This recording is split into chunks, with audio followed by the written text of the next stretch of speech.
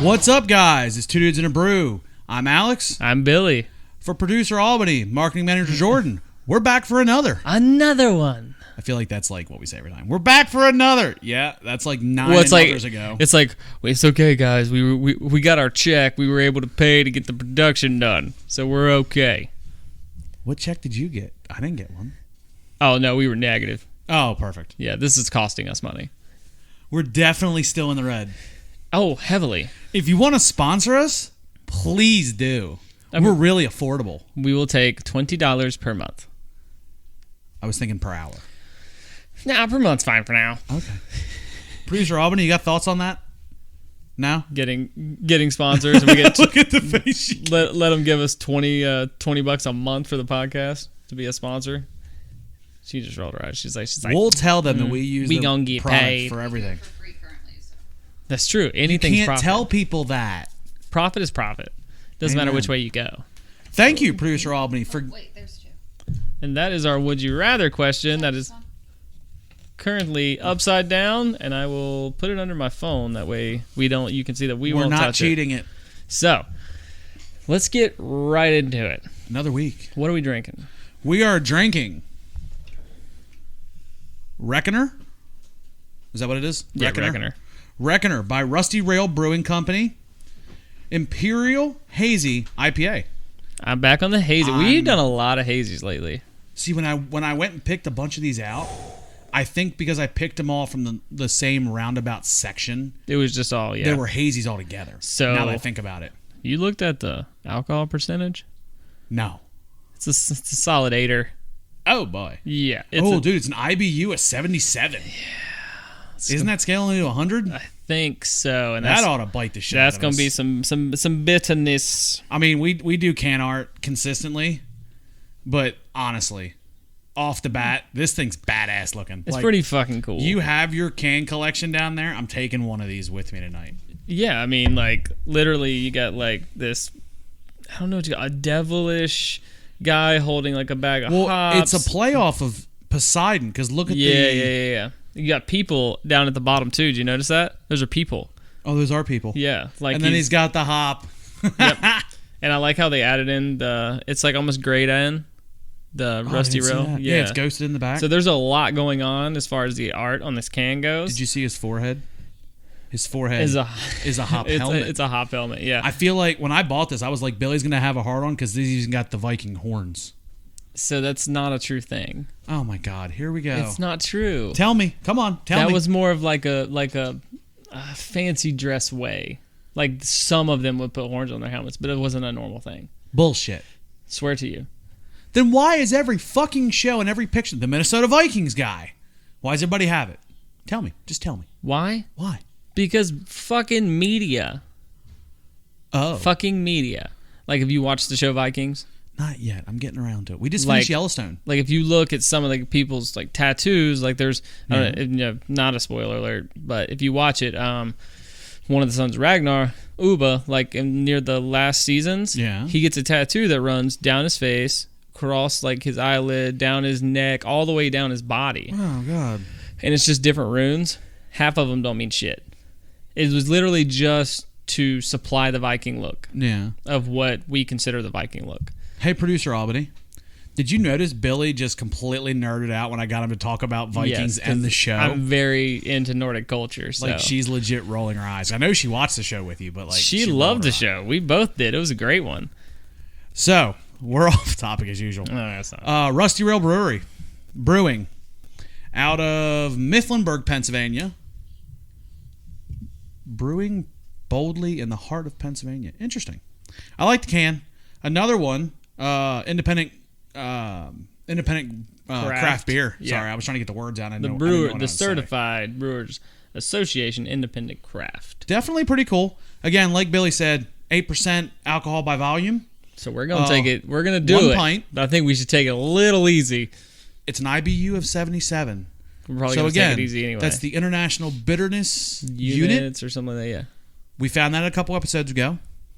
And that's really changed the way we're looking at it because a 77, I'm that's pretty sure sure that's really really ass. high. Yeah. So at this point, Billy, you know what it's time to do. Let's go. Pop a top with us. Wow. My finger just completely missed. That was very fucking loud. Producer Albany, make your way up to the table, please, Vanna. Come on, Vanna. She's like, damn it, every time I put my fucking blanket on, I have to get back up. Are your AirPods still in? Yeah. Nice. Ha ha, Billy. Right, I'll pour first. I'm watching Murder Mysteries. Wow. You just told on yourself of like your producer status. Thanks for the. I'm a great producer. Again, if you have so a my thing is, I don't listen to you guys while you record because I want to listen on the podcast. Does that make sense? You're on the like podcast. No, like after it No, drops. I know what she means. I want to listen like to the podcast. So I try to ignore you guys while you're recording. Okay. All right, Understandable. Bill. All right, so I'll make the pour. Make the pour. I hate pouring these pints though because they are difficult. Especially like No way. There's a little no head on that sumbitch. I mean, I didn't want to go too far. I don't feel like spilling tonight, but there it is. You know what? It's not the greatest, but it's there. Oh, is she gonna help me she's gonna out? pour your beer for you. Look at her. She might. There's not enough head, but It's not enough there head. we go. I'm down with it. All right, Alex goes for his pour, and here we go. As you do your like quick run. Is that what you're gonna do? Yep, you did it. Quick flip, and that's. okay. Oh no! Don't go. No. It's holding. I think you're good. I think you better be real careful because it can't leak until. There you go. All right. I give Alex a 4.5. I give Billy a 3.5. Hot damn. She is very stingy with the ratings momentum tonight. She's run. very stingy with the ratings tonight. Stingy with her ratings. I mean, that wasn't the greatest thing ever, but It was pretty. I would have given you like a 4.9, dude. that's because you were trying to get out of the threes with your shit pour. Yeah, that's true too. All So right. again, oh no, look in there, Chunks. flaky flakies. Oh my god. There's a lot of It's them. like Kellogg's in there. Oh jeez, I really hope. Like it looks like heavy ass pulp. That's what it looks like. Are you a no pulp, some pulp, a lot of I pulp try to kind stick of guy? with. I try to stick with no pulp, but I mean a little pulp doesn't bother me. I've had I think we talked about this before. I've had a lot of pulp. Dude, it was like biting into an orange. Yeah, I'm not down with that. Bad. Sniff it, cheers it. Whew, that is. Gonna be bitter as I kind of shit. get like pineapple almost. I'm not really sure. Like it's I can see where you're getting the pineapple rum. that sweeter Yeah. smell. It doesn't have the hard acidic citrus smell, Yeah. but it is like a pineapple. Let's give it a fucking cheers, my guy. Here we go. Whew, That is bitter. that bites you right in the nuts. All right. That makes me happy though. Oh, so coming off You gonna that, be all right, boo boo? I wasn't ready for the back taste. All right, so moving right out of that, guys. One of our favorite segments, and definitely a staple for the Two Dudes and a Brew podcast, is the bullshit of the week. Alex, what is your bullshit of the week? You're my bullshit of the week, sweetheart. Okay, well, that's a little. Now, mean. my bullshit of the week. So, I think it's been well noted on this that my job schedule kind of changed a ton in the last. At this point, I can't say 6 months anymore. 9 months. I'm about to say in the last year. Yeah, April will be a year since it fully changed. I've talked about buying a beater literally since about the third day I owned my truck. I try to keep the miles off it. I'm going to try to keep it forever. My parents have done an absolutely outstanding job when it comes to keeping vehicles. Yeah. And I'm trying to keep mine nice. Yeah. So the other day I was looking at it and I'm running back and forth between the shop a lot. I'm in the shop 5 days a week because I'm at race shops. But then it's like, well, do I buy a beater? Because in 2 months, I'm never going to drive my truck. Yeah. But I'm on Facebook Marketplace looking at vehicles now. Well, you were going to buy my beater for the longest time. For $1,500, yeah. Hell, I'll buy it tonight. Jordan can drive my truck home. I'll drive the beater home. $1,500. Sold. $1,500. Sold. Deal. So, I'll make a phone call. Producer Jordan said, "We don't have $1,500. Shut up." No, you know why we don't have $1,500 in her mind? Because she wants lip injections. She wants me to take my money I'm going to get back from the purchase of the house, the interest on the house, my tax, all that tax stuff. She's like, well, instead of paying some bills and getting some stuff, paid off and you'll be square, why don't I go get lip injections? No. I mean, it sounds motherfucker. It sounds like it could be beneficial for you. No. No. She does out. I like the lips the way they are. Trust me. Oh no, I was just saying, like, I like them the way they are. Okay, that's understandable. So back. I just wanted to see if she was still like peering me in the back of the head. I could feel lasers touching my head. No, I'm sure she's about to pass out over there. I'm just in a dilemma back and forth whether I want to buy a beater or not. Because again, I want to keep the miles off my truck. Like, there's still value in my truck. Yeah. Because I'm one of the people that, like, every 6 months, I go on Kelley Blue Book, put my make and model. I literally have the VIN number saved on my computer, so I can put the VIN number in. So Kelley Blue can pull it and see where everything was at to verify certain things. Yeah. And I keep it in the best condition I can. I mean, I think it's in pretty damn good condition.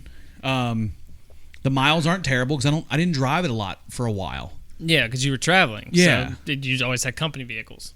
There's like 4 or 5 different cars I've looked at on Facebook Marketplace. I'm just terrified to buy a beater, spend $1,500 to $2,000 on it, and I get 18 steps up the road and I hear boom, and that's it. You spent $2,000 to go 3.5 miles. That's my thing too. Is like, excuse me, I have a beater, but I never drive it. I drive my truck, and I bought my truck back in May of last year. I think I have 17,000 miles on it now. Oh, I drive the piss out of that truck. no kidding. And I'm going to keep driving the piss out of it. You know why? Because I live once. This may be the only truck I ever get to buy brand new. So yeah, I'm going to drive the fuck out of it. And guess what? Nobody can fucking judge me for driving the fucking vehicle that I pay a lot of money per month to drive. Am I the only car guy that doesn't care about buying something new off the showroom floor? No, I know plenty. Like I say, I don't know. Maybe it's I enjoy the challenge too, because it's like if you can find something on a showroom floor, I can find it somewhere on a used lot because somebody bought one off the showroom floor, drove it for a month, didn't like it, turned it back in, and the dealership's in a shit situation now. Yeah. They've got a truck they can't label as new, but it's like brand new. Yeah. And if I find out it's already been purchased, because I'll go back and run the registration to see where it was registered. So they say, oh, no, it's new. No, because it was sold from this car dealership to this person in a different state. Then it went to an auction. You bought it at auction, sitting on your lot for 60 days. It's used. I want the used price, not the new price. Absolutely. I don't care how many stickers you slapped on it to make it look good. I'm about to say exactly. That's. But I don't know. Maybe if we get in a different money situation. Again, I hit that. I was upset to hear somebody hit the $1 billion lotto finally. Fuck. I could use $1 billion. Actually, I think what's the tax payout? Because like if you get collected all at once, there's like a big tax. It's usually a third. Basically, take any number they put up there, and a third of it you have to pay in taxes, which you have to pay up front. Yeah. Same thing with game shows. Like you'll hear a lot of people. You can choose to get it in increments. That's like, the payout, but you got to pay the gift tax on it first. Oh shit! I didn't know that. Yeah, so when you win something like The Price is Right and stuff like that, when people win 2 and 3 cars, a lot of times they won't take them because you have to pay the 35% or 33% gift tax. They're gifting it to you. You want it on a show. It sucks. It's a catch, but that's the way our government works. So my bullshit of the week is my dilemma if I want a beater car or not. Billy, what's your bullshit of the week? So mine's not terrible. It actually may not even be considered bullshit, but I'm going to say it anyway. Is it producer Albany's fault? It's not our fault. Okay, it's bullshit then. It's not our fault. So we were sitting down watching a show like the other night, and I was like, we're sitting there talking and stuff, and she's doing schoolwork because she's in college, and so she's in college, she's doing her thing. And a new semester started. So everything right now is virtual. Yeah. Because of COVID. Which sucks. Yeah. So she's sitting on the computer, we're watching a show, having a couple drinks. All of a sudden, she gets an email. Like I even heard it go ba-ding, and it was like 9:50, 10 o'clock at night. Yeah. From the school, you need to be here tomorrow at noon for orientation. Thanks for the warning. And picking up shit. So I was like, what am I supposed to do? Because we live like an hour from the campus. From the actual campus. Yeah, like, and the kids are out of school because of COVID. Yeah. So I'm like, well, there ain't a whole lot of options here. I can figure out what to do with one kid. I can't figure out what to do with 3. No. So I wanted to go to work. I had good work on my bay to do, but, family first.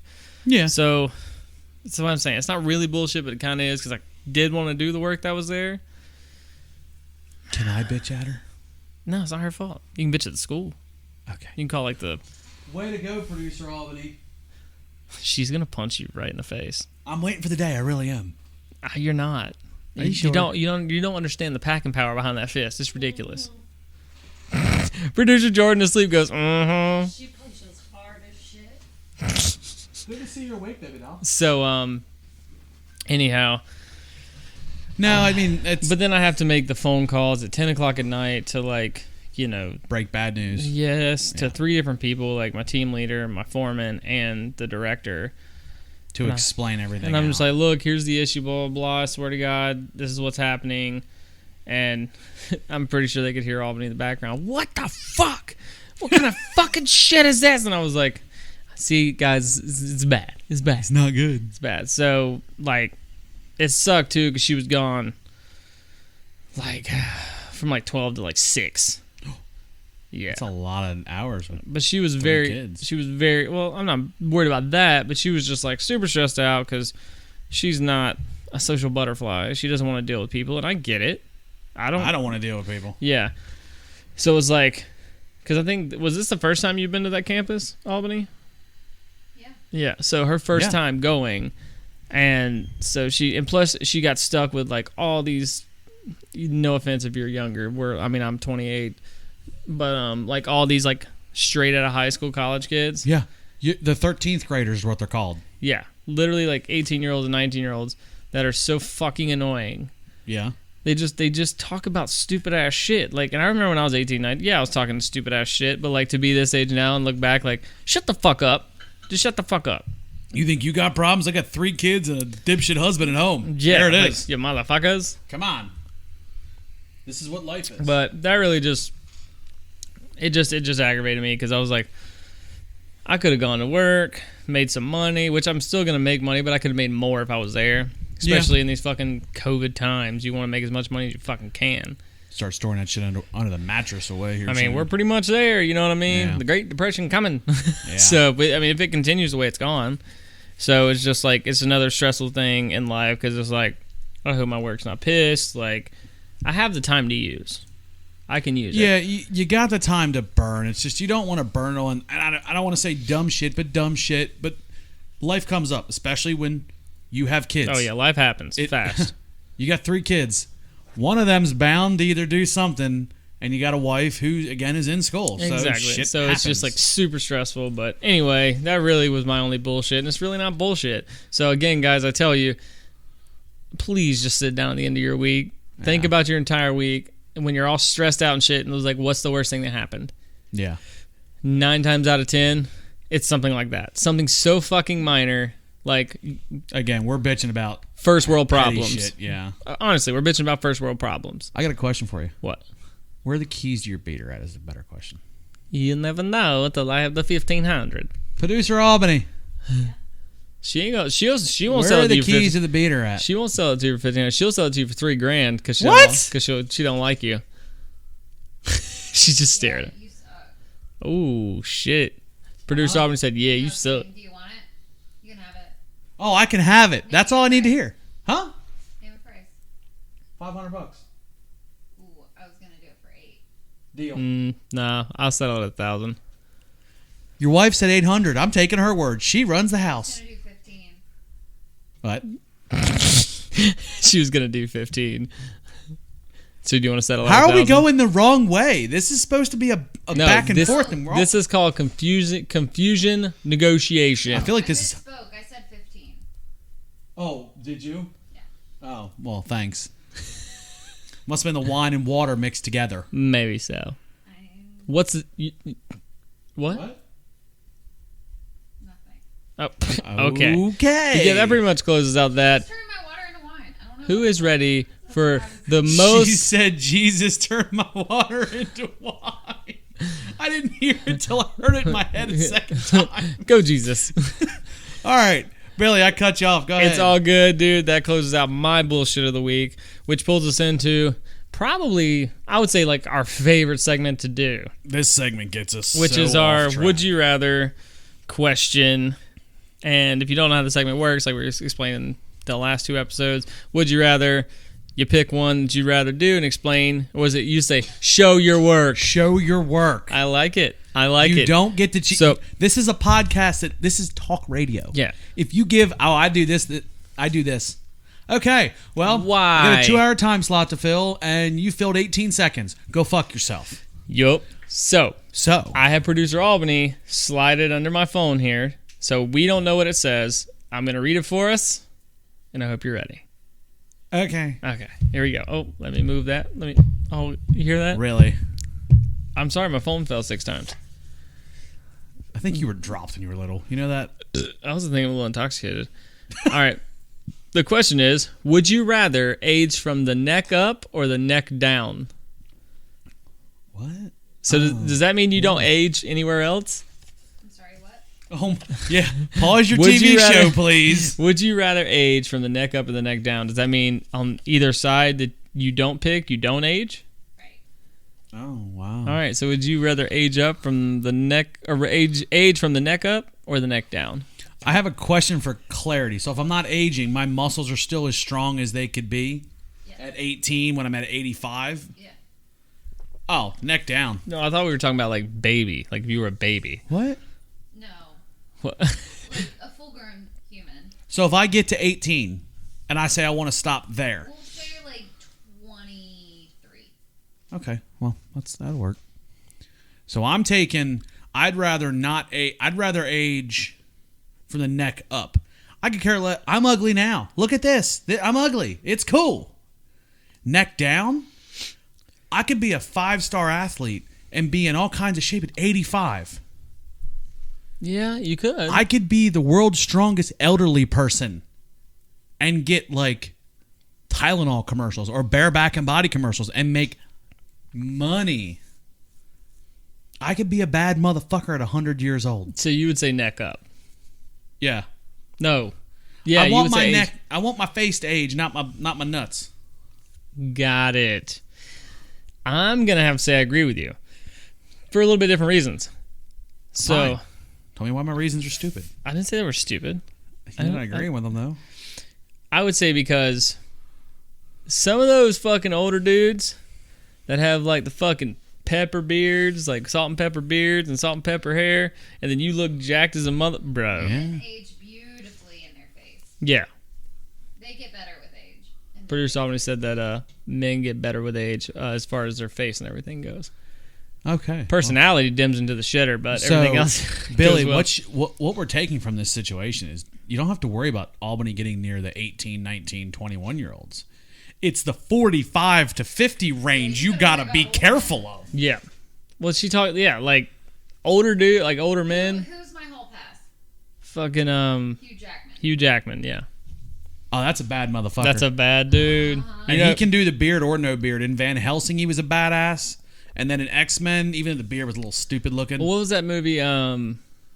Greatest Showman. Greatest Showman. I knew you would drag that fucking movie. And I hate that movie. I love that movie. And Zac Efron murdered it too. Stop! Jason Statham. That's a bad son of a bitch too.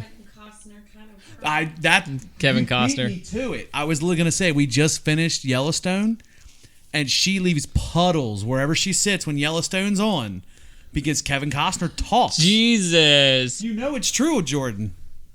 Am I not right? I've loved me some Kevin Costner. Especially when he had the cowboy hat and the Montana background. Kevin Costner's he's a beautiful man. He's a beautiful I man. wouldn't say beautifully. That was just the right part for him. Kind of the slow talk, the Montana, like, there's certain characters you look at somebody and go, I haven't watched I it can yet. kind of see, you need to watch it. I know, but I don't want to pay for the shit. Peacock. I know. We have like a month free. We need to watch it. I just... Watch it on Peacock. You can get it done in a month. You talk about how good it was, like, and then I have my other buddy, we call him Yeti Man. He talks about how good it was. They killed it. Jeremy talks about how good it is, and I'm like... So it took us 2 tries. We watched My parents came down in May. We tried to watch the first episode. Nobody was focused. That's one of those shows you got to watch. You got to watch intently. Kids got to be asleep. I think season 2, they pulled information from the first scene of the first episode. It was like, what? I knew what they were talking about. I don't think Jordan did. I said, remember the first scene? And she kind of sat there and she goes, oh, yeah. I said, that's what they're talking about. It's like a Sons of Anarchy where you're not going to get away. Yeah, so what? No information's we started it. Stupid.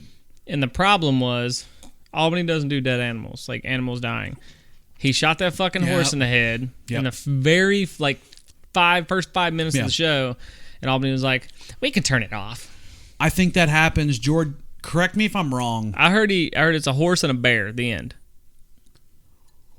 No, it's not. It probably 4 times in 30 episodes, you see 4 animals die. There was a horse, a bear, I think a cow, and another horse. You're really off on that number. I am? We can't give things away. Okay. Am I off, high or low? It's way higher. Okay. Oh, watch the show. The show is not built to... It's not Albany, just watch it. Jordan, No. producer Jordan watched it. I can't even get her to watch Remember the Titans. So what makes you think... We need to talk about that, too. Look, I know it's one of the greatest movies ever created. I'm with you on that. I feel like she should not be allowed to watch another bit of TV until she watches Remember the Titans. Oh, I told her we're going to watch it. She's going to have to watch it. Can we do like a group movie night? We should. Just watch Remember the fucking Titans. Because you guys were talking about earlier, I was like, well, I'm pretty sure that was like a school movie you had to watch based on segregation. We watched it, and all that shit. We watched it in history class. Yeah. Denzel's coming out with a new movie, right? Man, Denzel's always coming out with a new movie. It's like The Equalizer, but he's even a bigger badass in this new one. I didn't watch The Equalizer yet. I watched... You need to watch both of them. Yeah, you're right. I watched Homefront today with Jason Statham when y'all showed up. He's a bad motherfucker in that movie. Such a good movie. Well, sorry, we're way off right now. But yeah, I would go neck up. Okay. So you're neck up. So I'm neck up in aging. So is Billy. Again, if you have Would You Rather topics, we've gotten a couple. Send them to us either to our email at Twodudesandabrewpodcast@gmail.com, our Facebook Messenger. If you have the amazing privilege of having our cell phone numbers, that's Billy, mine, Albany, or Jordan, send it to us. We'd like to see what we can come up with when it comes to Would You Rathers, because producer Albany tries to really screw with us on these, and we return the favor. There's if anybody gets the wind, what we're talking about. She's got like a stack of Would You Rathers, and I mean it's huge. And we really do. It's huge. We do not look at these like we want to be as surprised as we can when we do this. Like if there's a slight delay after we read the cards, because how do I answer that? Yeah, no. What the hell does that mean? I mean, there's some good ones. I remember from 2 episodes ago, we did the duck as big as a horse, or 100 horses as small as ducks. I'm telling you right now, man, I've thought more and more on that shit. I was waiting for a text from you after that episode. Dude, I'm fucking spin kicking for a solid minute. That was one of my favorite questions I've answered. When did you and Bruce Lee become roommates? First of all, hush, fool. Listen. Or I'm just going to spin with my fist cocked out like this and just... You know what I'm saying? Bobby Boucham. That was another thing, too. Couldn't you just run and step on them? It's did you ever see the movie Tiny Soldiers? Or Small Soldiers? Yeah, Small Soldiers. You couldn't just step on them. Also, I had a question about that. Like I said, this has been on my mind for a long time. What? Do the small horses, do they neigh or quack? And does the big duck, does it quack or neigh? No, it does the sound of the animal it is. But think about 100... It's just a size change. But think about 100 mini horses the size of ducks running at you quacking. You know what I mean? It'd be funny. Yeah, but why the sound change?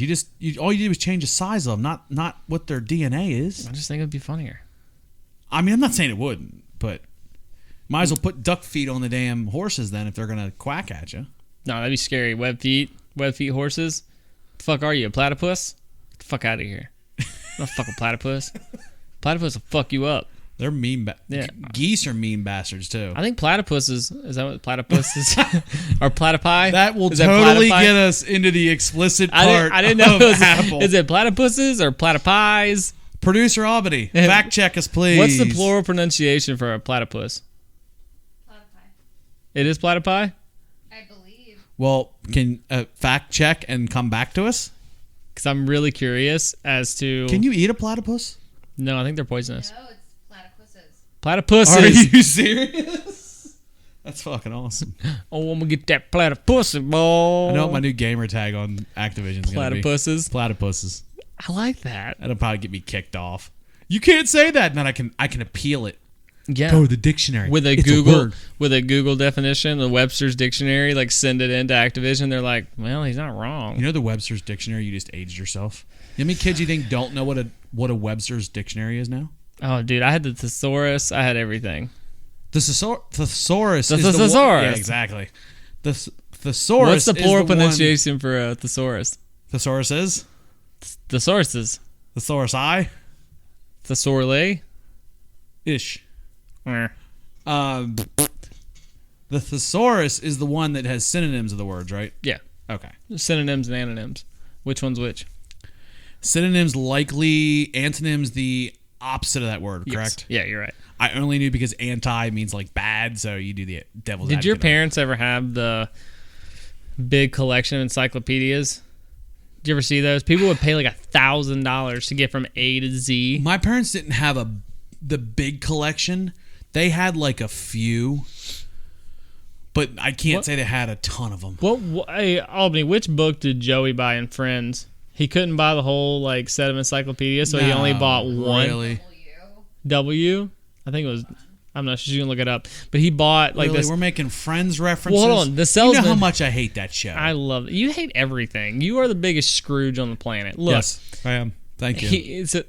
What is it? W? V. Yeah, it was V. So in the episode, this like encyclopedia salesman comes up to sell him encyclopedias. It's like a vacuum And salesman. he's like, yeah, I'll take them. He's like, cool, it'll cost you this much. He's like, oh, I don't have enough for that. He's like, well, how much you got?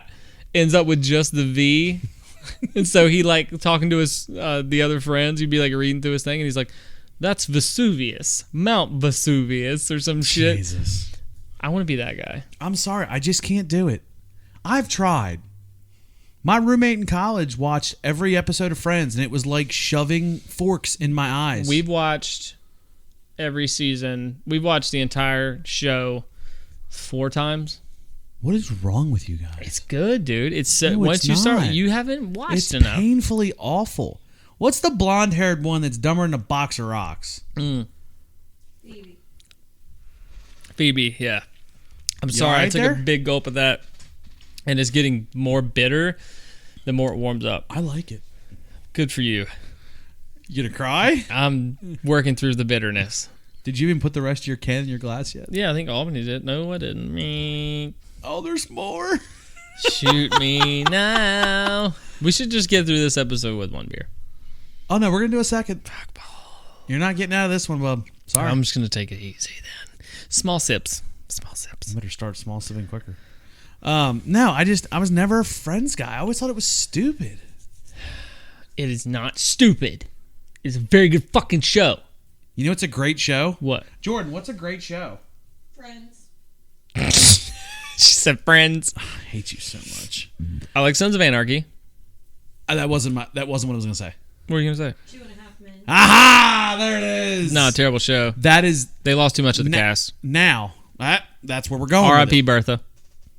Bertha. Berta, not Bertha. Well, her name should have been Bertha. Oh, that's mean. You can't say that. Oh my God. All right. Well, all I'm saying is R.I.P. All to the her. episodes that had Charlie Sheen in them, absolutely gold. CBS can jump off a fucking bridge for putting Charlie Sheen out there for 13 seasons as this dog, goes out and gets women every night, uses drugs when he can, drinks bourbon and scotch and everything under the sun. And then they find out he's doing all of those Yeah, things. that he does that in his real life, then you cut him and you killed him.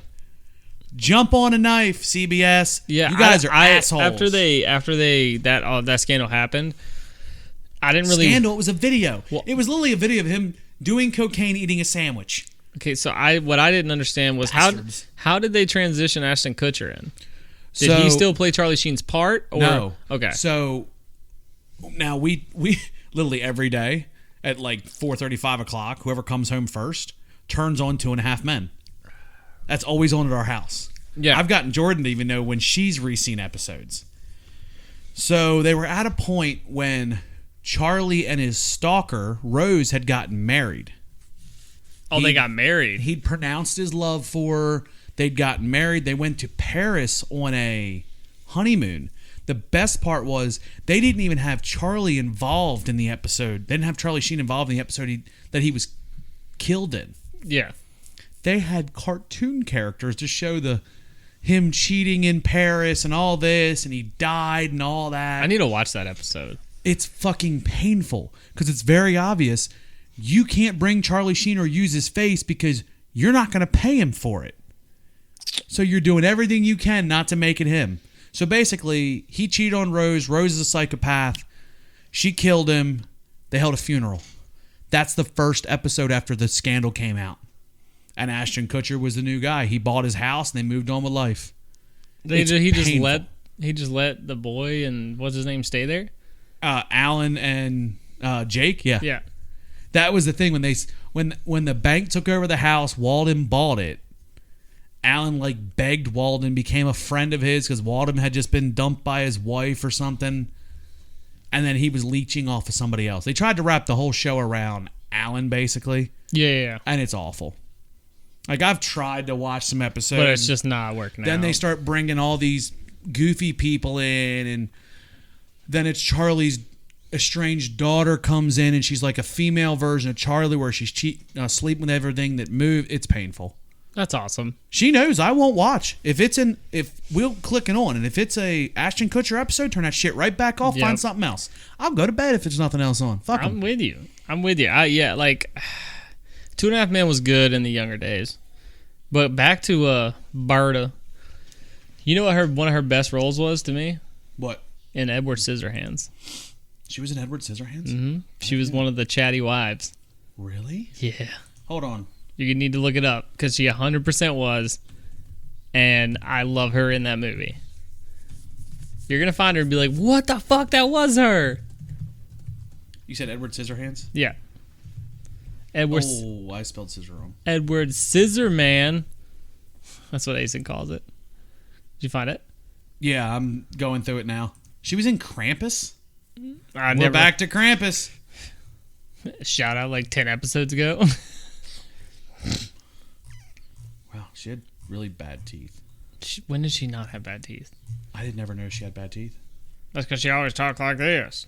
Well, yeah, because... Never mind. Did you find it? Yeah, hold on. You wait a second. I'm trying to find a picture. Oh, wow. Yep, there she is. Is she wearing a green dress or a yellow one? She's wearing... it was bright colors in that movie. It was bright. Yeah, I think it's green. Holy shit. Told you. Isn't it crazy? Because she's got hair curlers. We also know... It's totally a 90s movie because she has these like bright, obnoxious colors. Yeah, well, also Winona Ryder was in that. Winona Ryder was Winona Ryder was the lead character. Lover. Yeah. Wow. I learned you something today. The best part is she plays like this. It's bad to say. She plays a really good trailer trash. Yeah. Because in this, she's like trailer trash in it, and they always played her out that she was Charlie's maid that lived in a trailer. Exactly. Hey, producer Albany, can you do me a hot favor? Can you sit in real quick? I have to pee. Are you serious? I'm hurting. I drank like a gallon of fucking water. What's wrong with you? Just hold on, you motherfucker. Producer Albany, come join me while Billy has to pee in the middle of the damn show. Hey, bird bladder. First of all, he's a child. He is a child. All right, sorry. I was having. So how's your night going, Producer Albany? It's really great. I didn't know she was in Edward Scissorhands.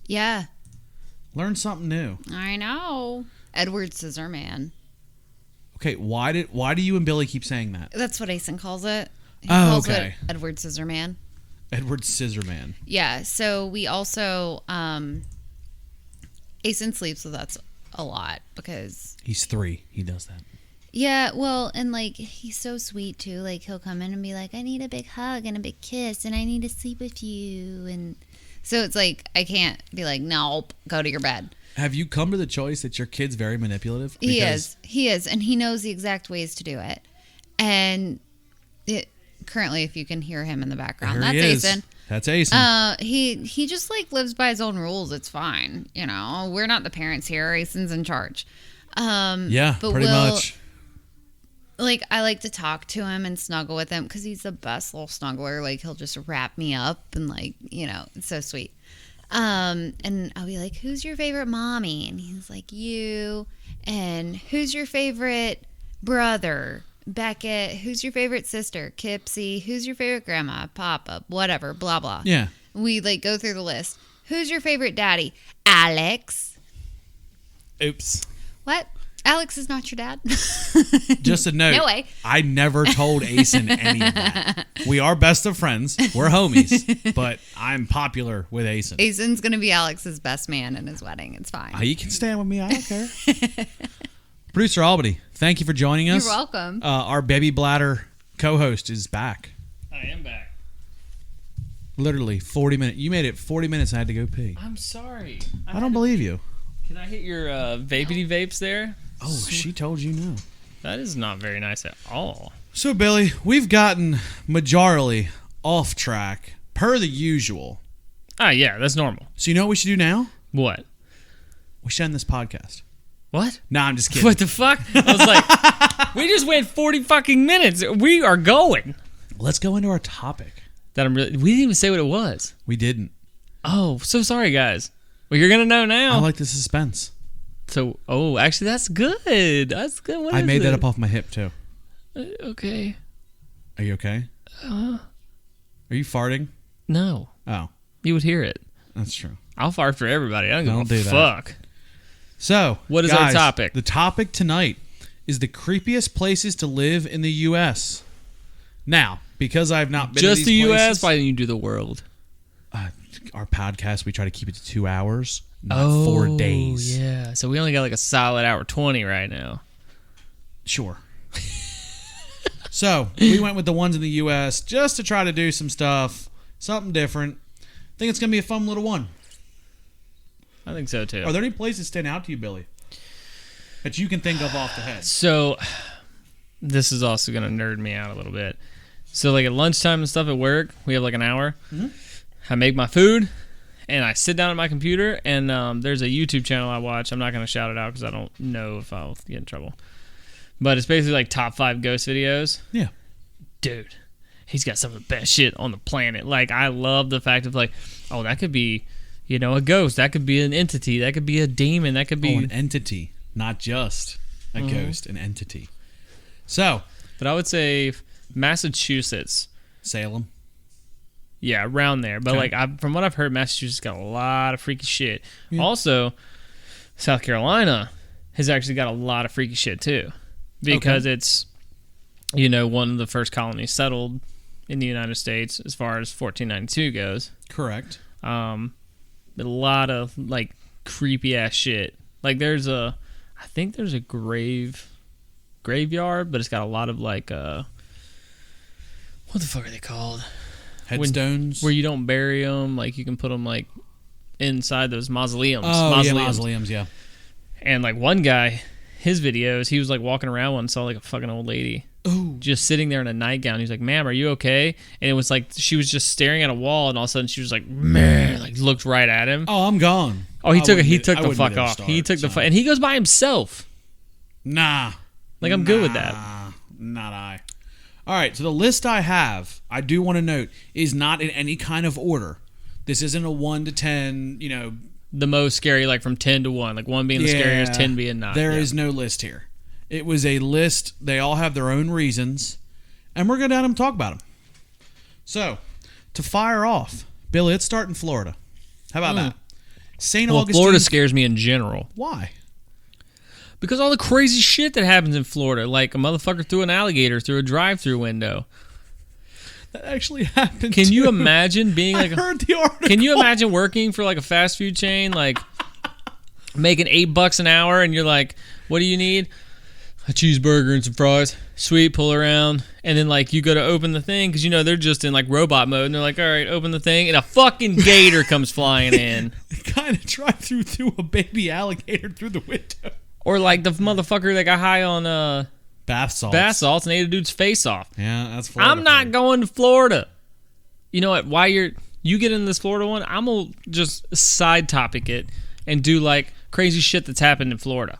That should be an episode along by itself. We should. All right, so starting in Florida, St. Augustine.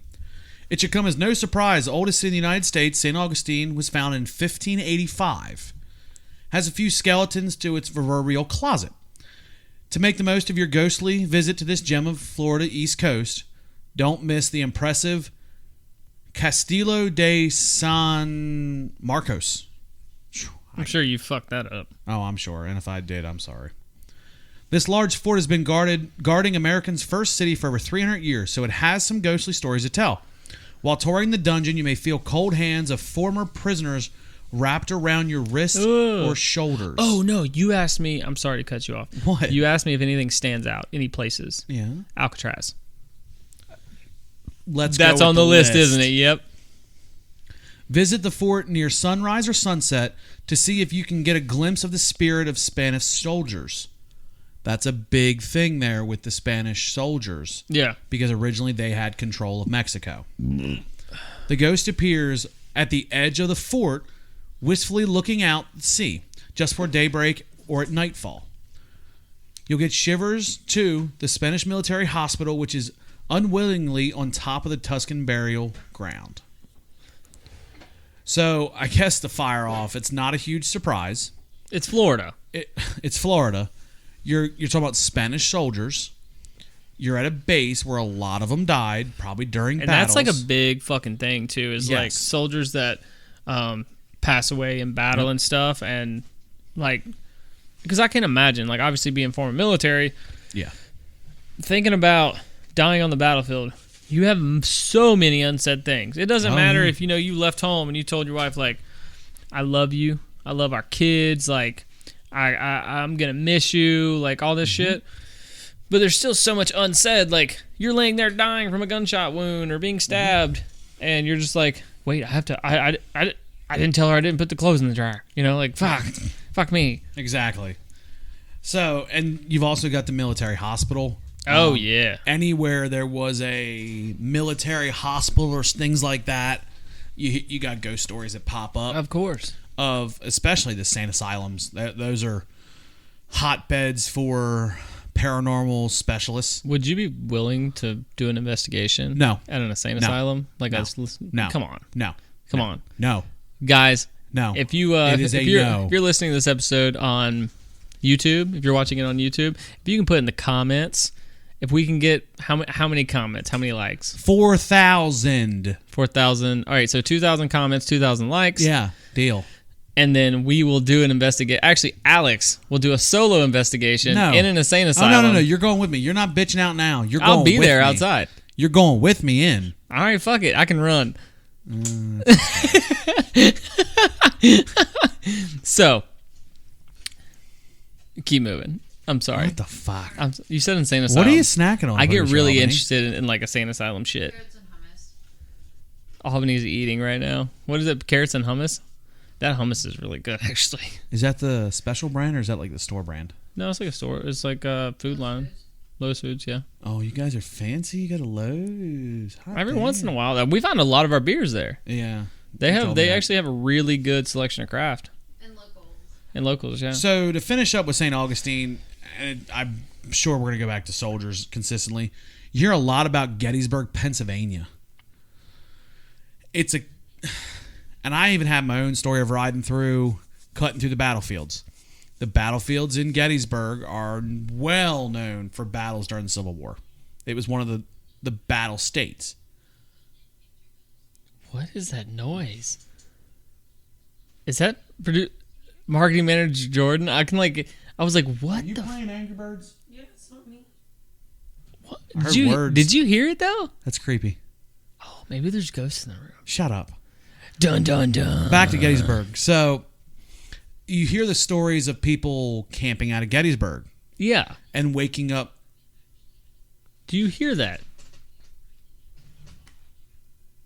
What is that? Is it the cat? No, it's a TV. One of the kids are playing something. It's a kid's game. Can you It- hear it now? Yeah. I hear Yeah. it now. Holy shit.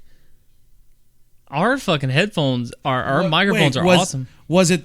Is it your AirPods or your phone? No, it's our AirPod. Cause see, she's got her AirPod Holy in, shit, that's loud. but it's not loud. It's the microphone's pulling it. That's awesome. Holy shit! Sorry guys. Yeah, we're way off She track. actually put her AirPods in because she's had the few little flukes here and there where like she'll go to open her phone and it'll open a video in the middle of a podcast. I can't do anything right. What? Where'd the ice cream come from? Oh, that was in the freezer. So you had a carrot with hummus on it, now you're going to eat ice cream? She's not fucking around.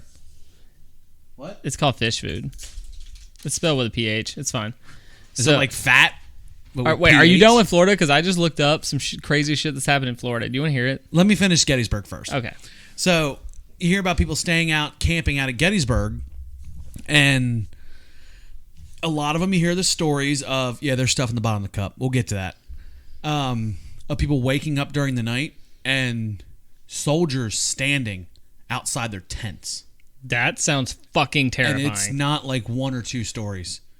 It's a Like, multitude. You can find multiple people that claim it happened. That's fucking terrifying. So I rode before I got the Harley, before I moved to North Carolina, I was riding a Yamaha V-Star 650. For anybody that knows, that's a small bike, great learner bike.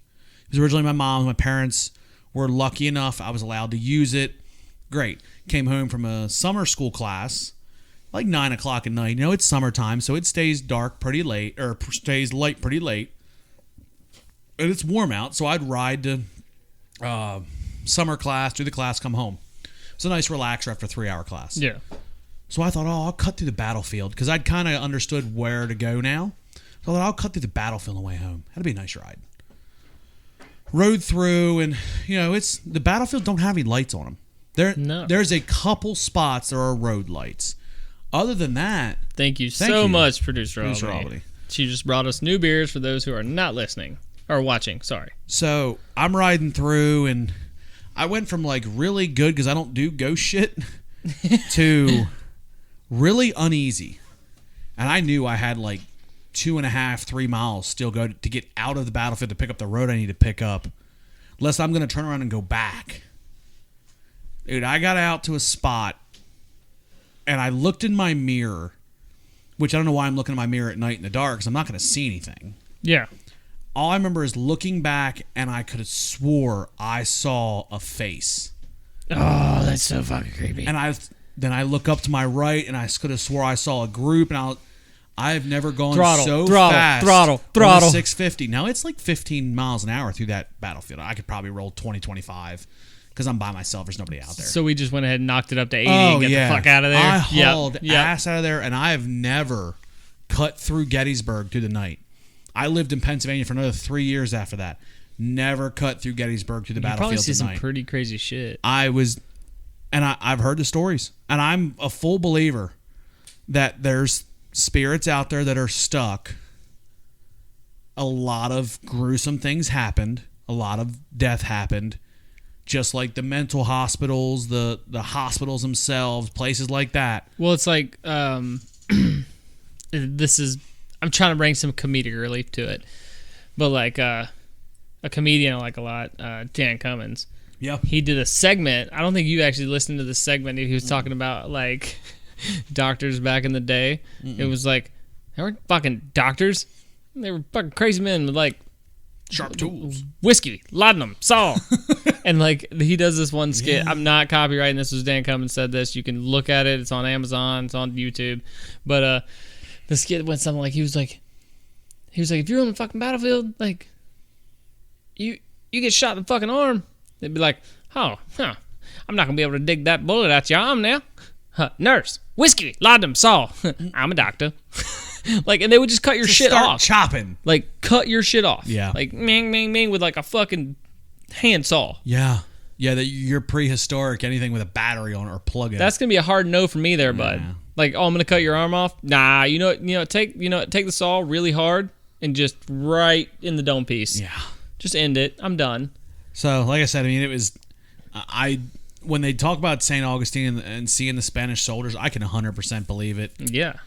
I've heard, of course, when my parents lived 20 minutes from Gettysburg, you hear that's something that's common. You hear that story. You hear the stories. Yeah. Everybody's got a ghost story about that place. Gotcha. So, before we move into the next one, We need to pop a top. which means producer Albany needs to take her comfy little blanket off and come join us at the table. She looks so fucking cozy, bro. Like, I wish I could get as cozy as she gets sometimes, because it's just like, what? Did you really pop a top No, without I me? stopped. I waited on you. Ready? There it is. And you got first pour this time. I will commentate through your wonderful pour. Hey, you almost made it, and then your back got flat. And I have a bit of a brain freeze. It might have. She's got brain freeze from the ice cream. You just shove Are it you down. okay? You want to talk about it? Okay. All right, here goes Alex with his pour. If you're not watching on camera, nice tilt to start and quick tilt up. That was a little lackish. Oh, wow, what that the died. fuck? Yeah, wait, just let it finish. Nah, that died. That sucked. All right, I guess I'll go next. I'm probably gonna fuck it up too. I always fuck it up with the big fucking pint cans. I can't believe how mine just stalled. So we're just gonna start rolling here, and then we're gonna turn it up. That Mine did stalled too. Yeah. Oh, no. Oh, it beveled though. There's not enough head on it. Oh, man. Even though it beveled, I give you both a 3. Jesus, you are not fucking around tonight. Usually she's like, I'll be a little generous. And she's like, tonight she's like, fuck you guys. Hey, marketing manager Jordan, can you like rub on producer Albany or something? Like she not happy. You know what we should start doing with our would you rathers? We just fucking yeet them. Gone. That looked good for the camera. It did look good for the camera. I liked it. Oh, so What? before you go into your next one, I looked up crazy shit that's happened in Florida. Yeah, you told me that about 5 minutes ago. Cool. So I'm gonna tell you. I'm just gonna read like the headings. Florida man arrested outside Olive Garden after eating pasta belligerently. How the fuck do you eat pasta belligerently? That's awesome. Next, let's. Sounds like a party. Florida man arrested after hitting his dad with pizza because he was mad that he helped birth him. Florida man caught feeding wild alligator resists arrest and says he's a good boy and he loves bagels. What the fuck are y'all doing down there? Fucking Florida. Florida couple gives birth to a boy thanks to win a baby contest. Oh, wow. Yeah. Oh my god. Florida man loses card game. Allegedly sets the winner's car on fire. Mom turns him into police, charged with murder. What the fuck? So, this morning show I listened to. Hold on. Go ahead. What do you got? I just read this, and Go ahead. because me and you would 100% do this. Oh no, I'm sorry. We would not do this. Well, I might do it to you. What? Florida man accused of firing pea-filled squirt gun at woman. I'd do it. That's fucking First of all, it sounds like Florida's having a good fucking time. They're partying. Florida man reports a handgun stolen from his home during an orgy. What? Wow. Florida man blames horse for a home break-in. $5,000 tip given to Clearwater waitress was part of revenge plot by upset girlfriend, police say. What? How does that work? Fake cop pulls over a real cop on the I-4 Oh, I heard this and article. gets arrested. Yep. Florida woman threatens hair salon with a machete. Poops in the patrol car, deputies say. So I heard the threatening one with the machete and the impersonating cop pulls over a cop. So from what I remember, and this is off the hip, so if it's wrong in pieces, I'm sorry. That guy had a legit squad car he got from a junkyard. Yeah. And like Put armed lights it up. on it, paid for his own, and he was writing people tickets. He wasn't even making money on it. He just written like 30 people tickets for random shit. So You remember? Did you watch Frozen? Everybody watched Frozen. Yeah, I watched Frozen. You know Olaf? Yeah. Florida man arrested for having sex with a stuffed Olaf at Target. Oh, wow. We're going to finish on that one. No, we're not. We're going to finish on this one. Oh, Jesus. What else? Florida man threatened to destroy the town with an army of turtles. Like, what the fuck are y'all doing? Fucking awesome. Like, seriously, I've been to Florida multiple times for work. And every time I go to Florida, I make it a point to, plane lands. Mm-hmm. I get off said plane. I get into van to go to said hotel. Yep. I stay in said hotel. You don't leave. I order drinks and food, and I lay in my hotel bed because I'm terrified of you fucking Floridians. Like, Jesus. They party hard, bud. Are you fucking kidding me? An army of turtles? Like, how much meth did you do? No, it's acid. Or bath salts. Whatever the fuck it is. That's awesome. I'm sorry. That was a sidetrack, like subtopic. We should do a part where it's like what happened in a funny article we found in Florida this week and make it a segment. Our Floridian segment. Because we did kind of like move away from another segment, so it would be cool to add that in. It would be nice. It would be really nice. Think about it. We should send it through the drunken production meeting. Or maybe we'll do what Floridians do, and we'll just, like, snort a bunch of meth. I can't do meth. Why? I like my teeth. I'm kind of my job. Well, you're snorting it. You're fine. Just don't smoke it. Okay. And then we'll do cocaine after that. And then we'll do some bath salts. And then we'll shoot heroin. We should be good by then. Is that all in a straight line? Like you go down the line to get food? They have buffets like that in Florida. Oh, perfect. Haven't you? You haven't been to one of those? Buffets. Damn it! I had a straight face held too. They have buffets. Yeah, it's like a buffet. All right, we got a long way to go, so we need to start making some fucking miles. I'm trying to come up with a name for that type of restaurant. Would it be like Drugs Are Us? Or like crack a meth of heroin? Well, it's like Golden Corral, except it's like the golden fucked up corral. More like the golden syringe. Oh, ouch. Anyway, I'm sorry. Get back to Scariest Places to Live. This is fucking gone comedic, and I'm okay with it because, like, if you're laughing with us, hang on, it's gonna get better. I love the paranormal, so please give me more. Give me more, Daddy. Oh. All right. Well, that's awkward. Why? Centralia, Pennsylvania. So I pulled this one because it's close to my house. It's like an hour and a half from my parents' house. America's ghost towns are inherently creepy, but the creepiest factor of this ghost town in ruined Pennsylvania is the cracked up way. Is it cranked all the way up to town? Sorry, I was trying to read ahead. You're fine. Once a quaint coal mining town, Centralia used to be home to 2,000 residents, but now the town's population has dwindled to less than 10. You can thank the coal mining operation. That's really sad, too. In 1962, a fire in a coal mine started, and it's still raging underground today, thanks to nearly a limitless supply of coal. So basically, the story I've heard is it caught fire, and at that point there was no OSHA, there was no safety regulations, and it got so hot that it burned the town out because the coal mines are underneath town. So like literally, it's like so they had heated floors. That's cool. Yeah. Sickness, sinkholes, and dangerous levels of carbon monoxide led to residents hightailing out of Centralia over the ensuing decades. Today, the abandoned buildings and empty streets give off a distinct, eerie vibe. The creepiest part of the town is this, though. Steam and smoke still rise from underground fire and seep through the cracks in Centralia's abandoned roadways, making it like a town that is enveloped. Enveloped? Yeah, I guess you can say it. Yeah, because there's an E, sorry. Enveloped in a ghostly vapor. So there's nothing... I can't say there's nothing about Centralia, because I've been there.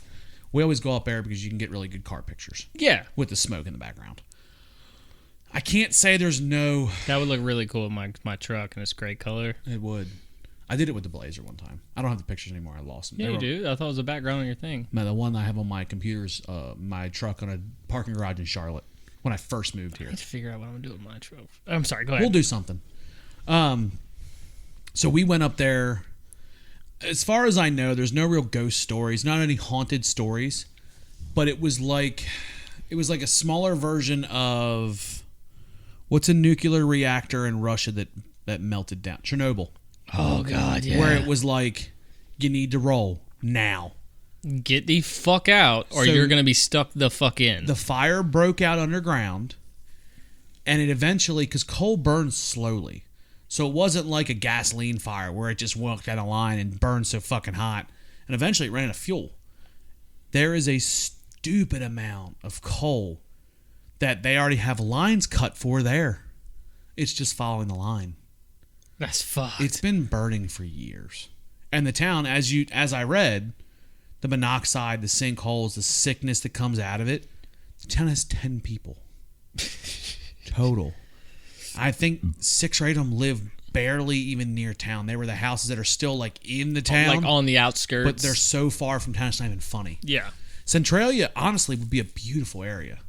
The town will never be inhabitable. You'd literally have to dig the ground up and bulldoze so much ground, it wouldn't even be worth it. You go through them, it's like a flashback into the 60s. That's kind of cool though. Nothing's been changed. Yeah. Well, like I follow a guy People on hauled ass out of there. TikTok. He bought an abandoned town, Mm-hmm. and it was like left in history basically. But his TikToks, he'll be like, he went into the saloon today, pulling the floors up, or he went to a brothel once too, Really? and pulled out like original denim from like wow. a jean. Yeah. Which obviously it's a brothel. Yeah. He's pulled out brooches, watches, like all from like way back, and like, do you know how much that shit is worth now? Things that just got left behind. Yeah, that dropped through the floorboards because back then, obviously, I mean, it was really impressive what they could do, but your floorboards did. Yeah. You'd creak. have crown molding and everything to kind Yeah. of close the room up. Exactly. Yeah, so Centralia, I mean, I kind of have not a connection with Centralia, but I've been there. It's creepy because of, you get in that kind of time of day, there's nobody there. Yeah. The smoke and everything. It's not like it's a massive smoke. It's Just like a spots. steam. Like Yeah, a steam. and Or is it fuck, what's that place called? Like one of the national parks, like the Yellowstone. Yellowstone, somewhere like that, where it's just Not like even constant not like even fog. that much. Okay. It goes, if the wind's high, it's clear because it's blowing it out. It's so little.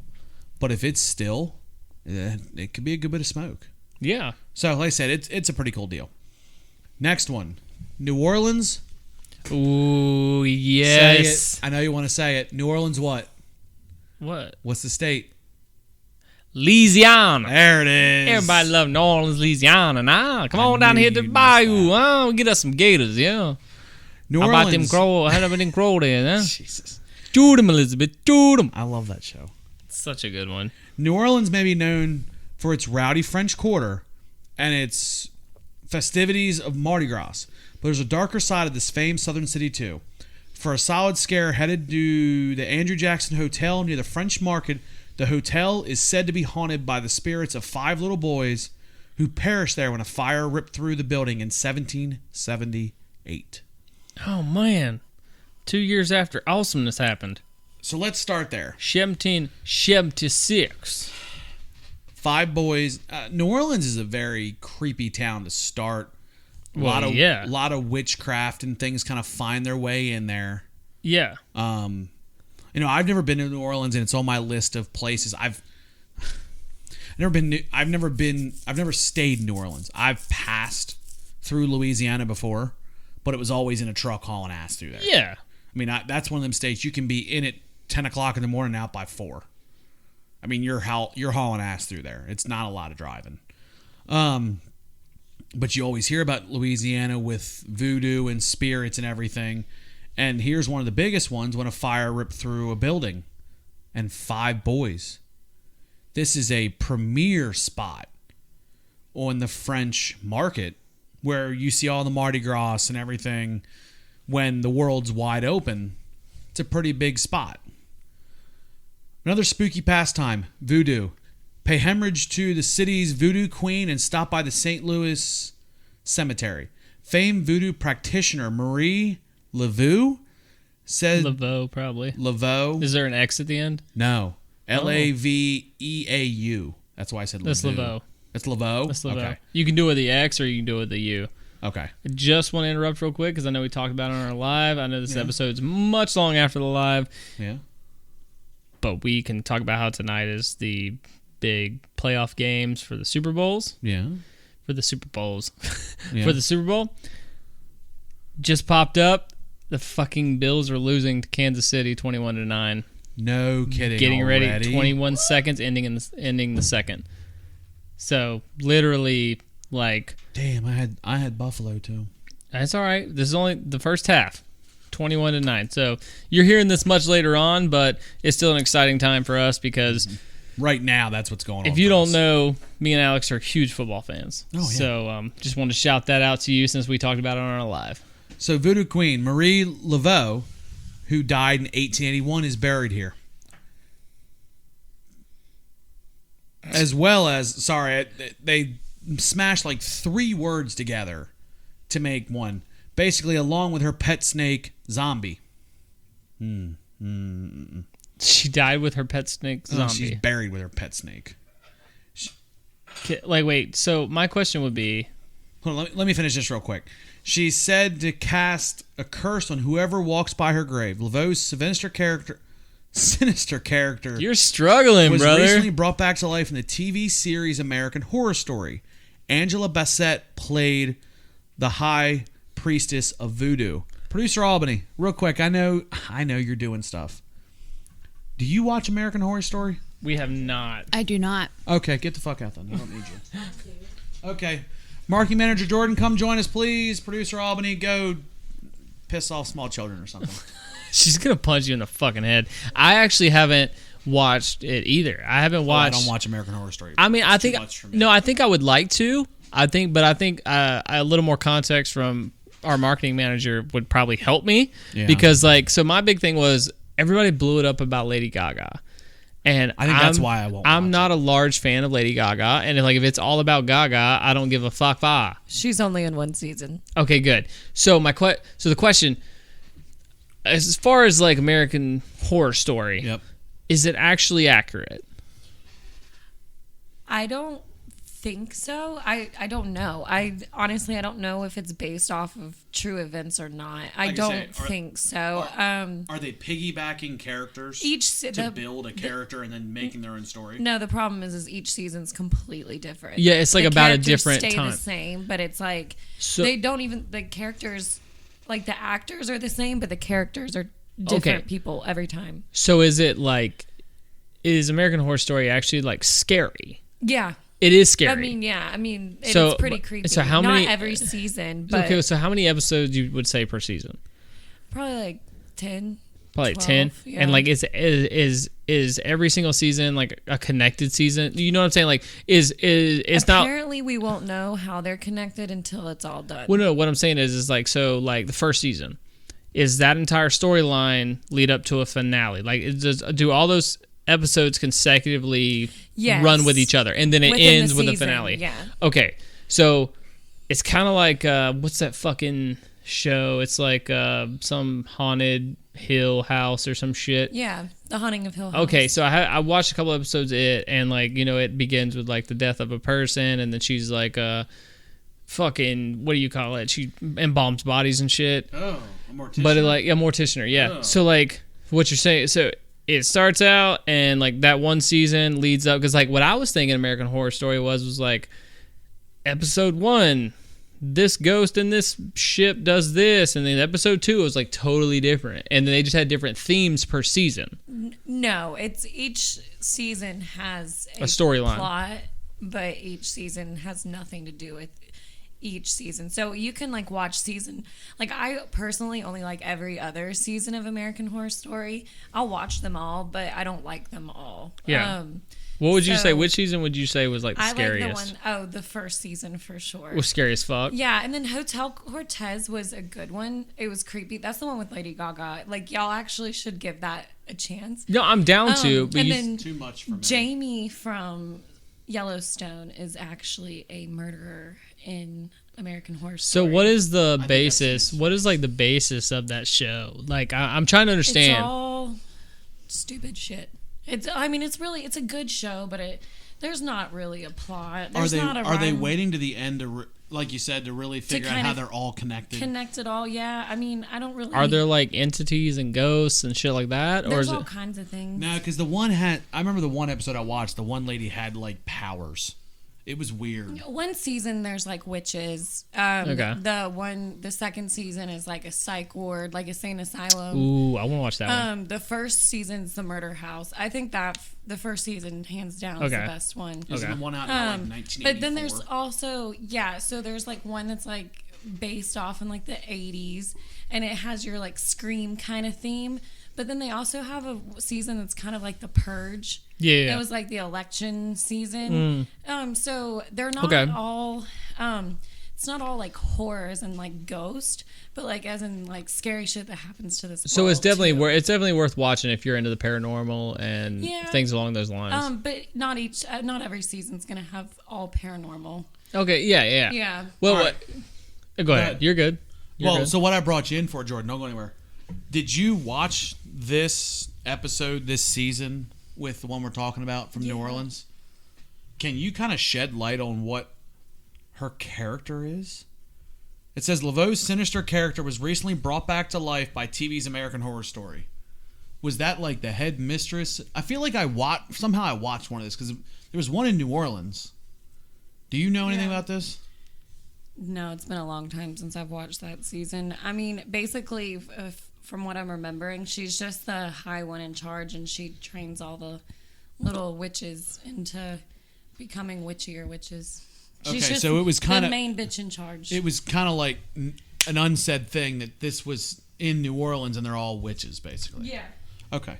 Well, that's where I needed to get because, like I said, Well, that could connect back to like the voodoo stuff we're talking about because yeah. Louisiana, New Orleans. There you go. New Orleans. New Orleans. That is like what I know about New Orleans. I know Mardi Gras and voodoo. Oh, voodoo's huge in New Orleans. That's like too. a big thing. So we're just gonna go ahead and cover it because, all right. So guys, if you don't know what voodoo is, voodoo dolls, that whole type of thing, basically, black magic. because I bet you there's people out there that don't actually know what voodoo is. If you have a issue with a person. It's thought that you can create a doll to represent that person, and they cast a type of spell, and then you can curse that person. Some of the more crazier thoughts is like you can take pins and like stick pins in the doll in certain places, and it'll cause injuries to the actual person. So it's like this whole witchcraft, dark magic type thing, That's about all I got for voodoo. Yeah, I mean, it's one of them things that if it sounds like something you're interested in, you need to look it up because it's not your run of the mill stuff. No, it's dark, but it's got very a lot of interesting. A lot of games to it. I want to say games, but it's not the right word. It's a lot of spells and. So what comes to mind for me is I think it was the Even Stevens movie. I never saw that. You never, Producer Albany. Did you see the Even Stevens movie? Yeah, I did. Okay, wasn't there like a voodoo lady in that? No. There wasn't? What movie am I thinking of? No, you're thinking of Holes. Holes. Yes. Oh, there's it. Holes with Shia LaBeouf. Okay, so that was Yeah. voodoo without the dolls. I'm thinking of a movie that actually had dolls, and I think my big thing was Holes is a great example. It's just Holes. Yeah. But like, if anybody hasn't watched Holes, it has Shia LaBeouf in it. Shia LaBeouf is a kid before he lost it. Yeah. But basically, like, he had the worst luck out of his whole family had bad luck, blah blah blah, because like an ancestor of his didn't carry this woman who was considered, I guess, to be a witch of some type. Something like that, yeah. Up the mountain to drink the water on this like mountaintop, and then like the whole movie. If you haven't seen this, I'm not spoiler alerting shit. This movie's been out for like 15 years.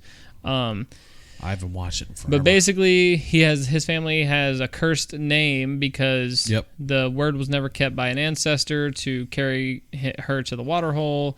So he gets caught with a pair of shoes that were stolen by the actual grandson of the witch. Mm-hmm. He threw off a bridge because he stole them, and it landed on Shia LaBeouf's shoulders, he got arrested. Well, they both ended up in the same encampment. Yeah, juvenile detention camp. Or something? And they were digging holes to find a treasure. Blah blah blah. Well, him and the grandson's name was Zero.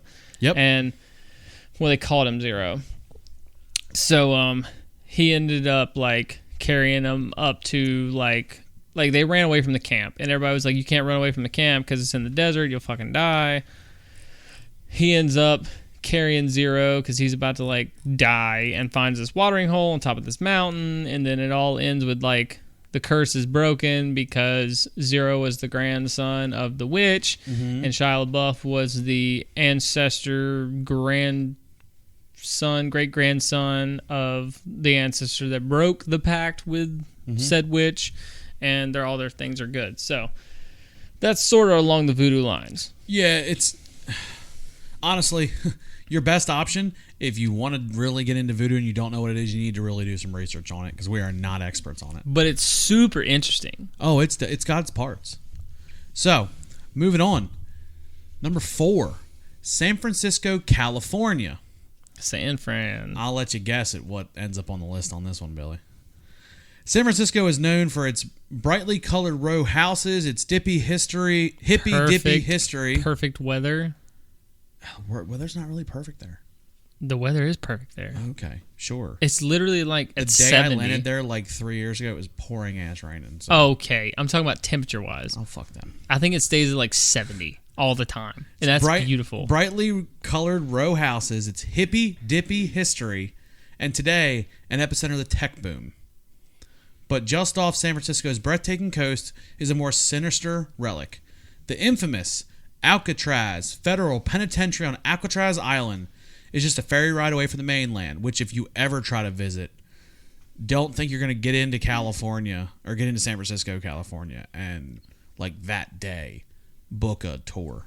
Oh, they're backed up. We've tried so many times when we go out to Sonoma to race, and it's months. You got to book it like 3 months in advance or you won't get a spot. Yeah. I've heard Alcatraz it's fucking awesome. claims nefarious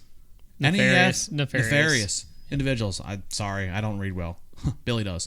I'm correcting him, guys, as we go. Don't worry. Like Al Capone as a former inmate. In fact, today's visitors claim to hear banjo music emanating from the shower room where Capone used to play his beloved instrument. Throughout the years, visitors, inmates, guides, guards, and so alike have unnerved by sounds of chains rattling, blood-curdling screams, and the feeling of walking through chilly goosebumps, including cold spots of the prison. There was a movie made there. A couple different movies. The one that I know is The Rock with Sean Connery. And it was... So I got interested in that movie in high school. Yeah. Looked it up because I was a big Sean Connery fan. Wait, wasn't... No. Okay, no. There was a movie that was called Escape from Alcatraz, too. I think I watched that one. The Rock or Escape from Alcatraz? Escape from Alcatraz. Probably. Escape from Alcatraz. Because at first I was like, Shawshank Redemption. Then I was like, no, that's there. wrong. Yeah, Shawshank's not there. So I read that Sean Connery and a bunch of other actors, Nicolas Cage, who was also in that movie, they shot it there. And they said it was creepy to shoot there. Like, there would be certain instances where it would be broad daylight and it would feel like somebody's watching you. Now, not to mention, you got a whole crew of people. You got cameramen, you got audio people, you got helpers, you got makeup, whatever. Yeah. And it would go off in kind of a quiet spot. You feel like you're being watched. There are numerous tales of inmates dying in cruel ways. There are numerous tales of people trying to escape there and dying.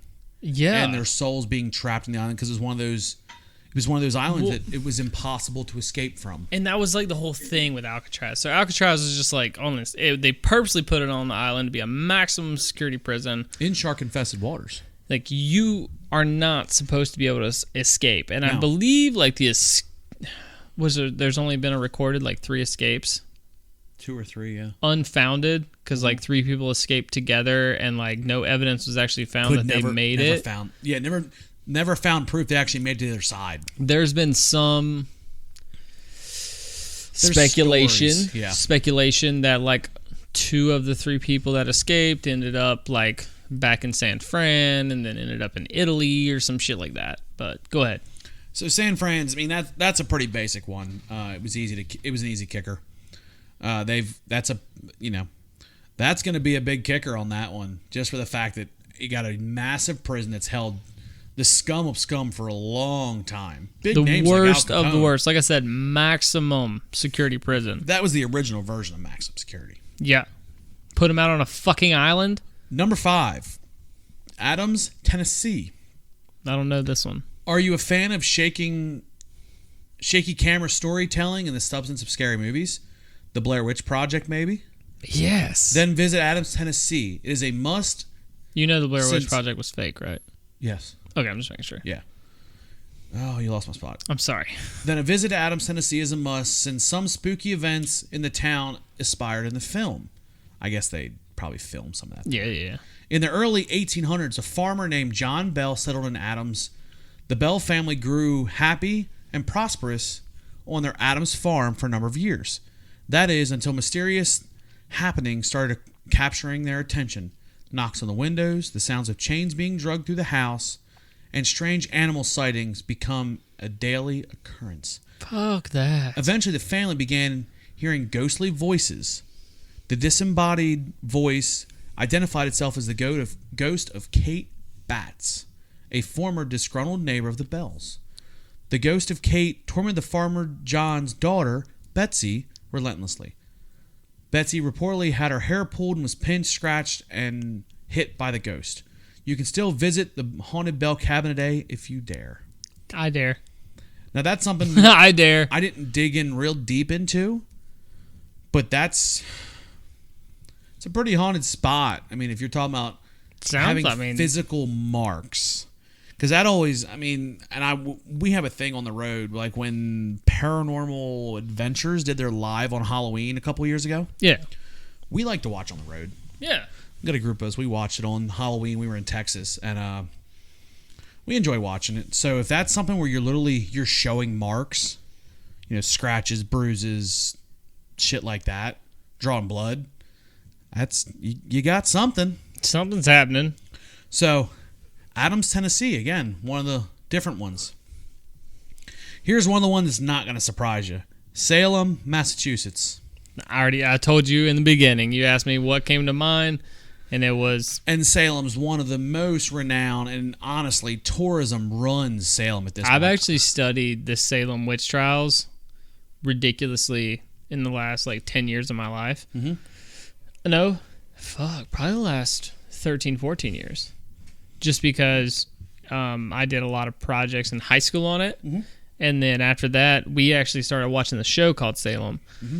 And I was like, a lot of this is historically accurate. Obviously, they get a little wild. Well, it's TV. They're going to... so they actually have witches and shit. Yeah. But, yeah, my favorite... This is fucked up. But, my favorite person in that time period was actually Giles Corey. Okay. Giles Corey was the man... He was claimed by another to be some type of witch or related to witchcraft, and they basically crushed him to death with stones. Oh wow. Yeah. Okay. He was my favorite just because, he was a simple, hardworking dude. That just got and caught. got fucked. Yeah. And then, in the show Salem, I like how, this is more not even, scary places to live, but, hauntings, scary, haunted places, but also, we've been talking about TV shows so much.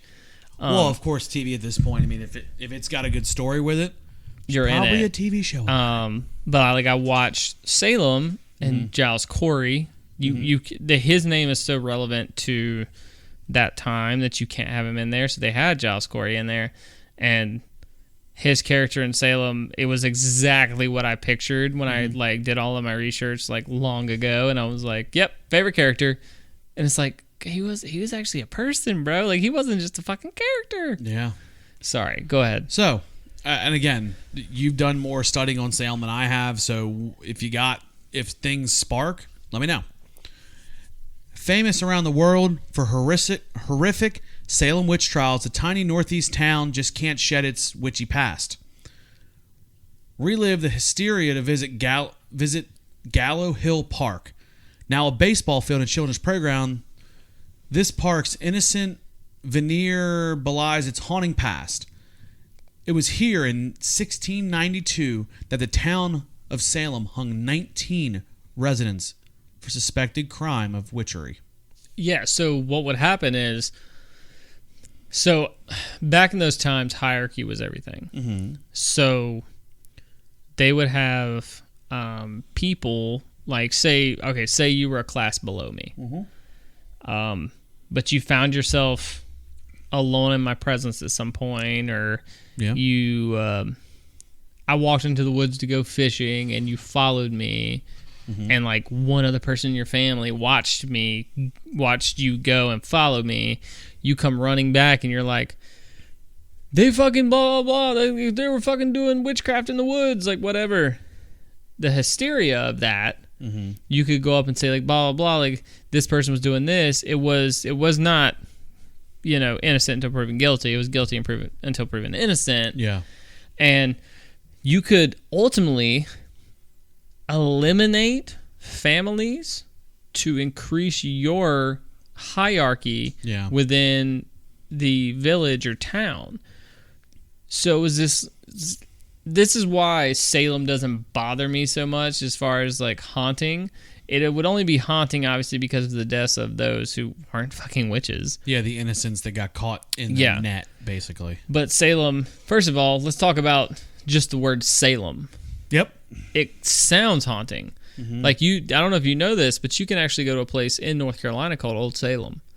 And it's the same as like the town in South Carolina called Brattonsville.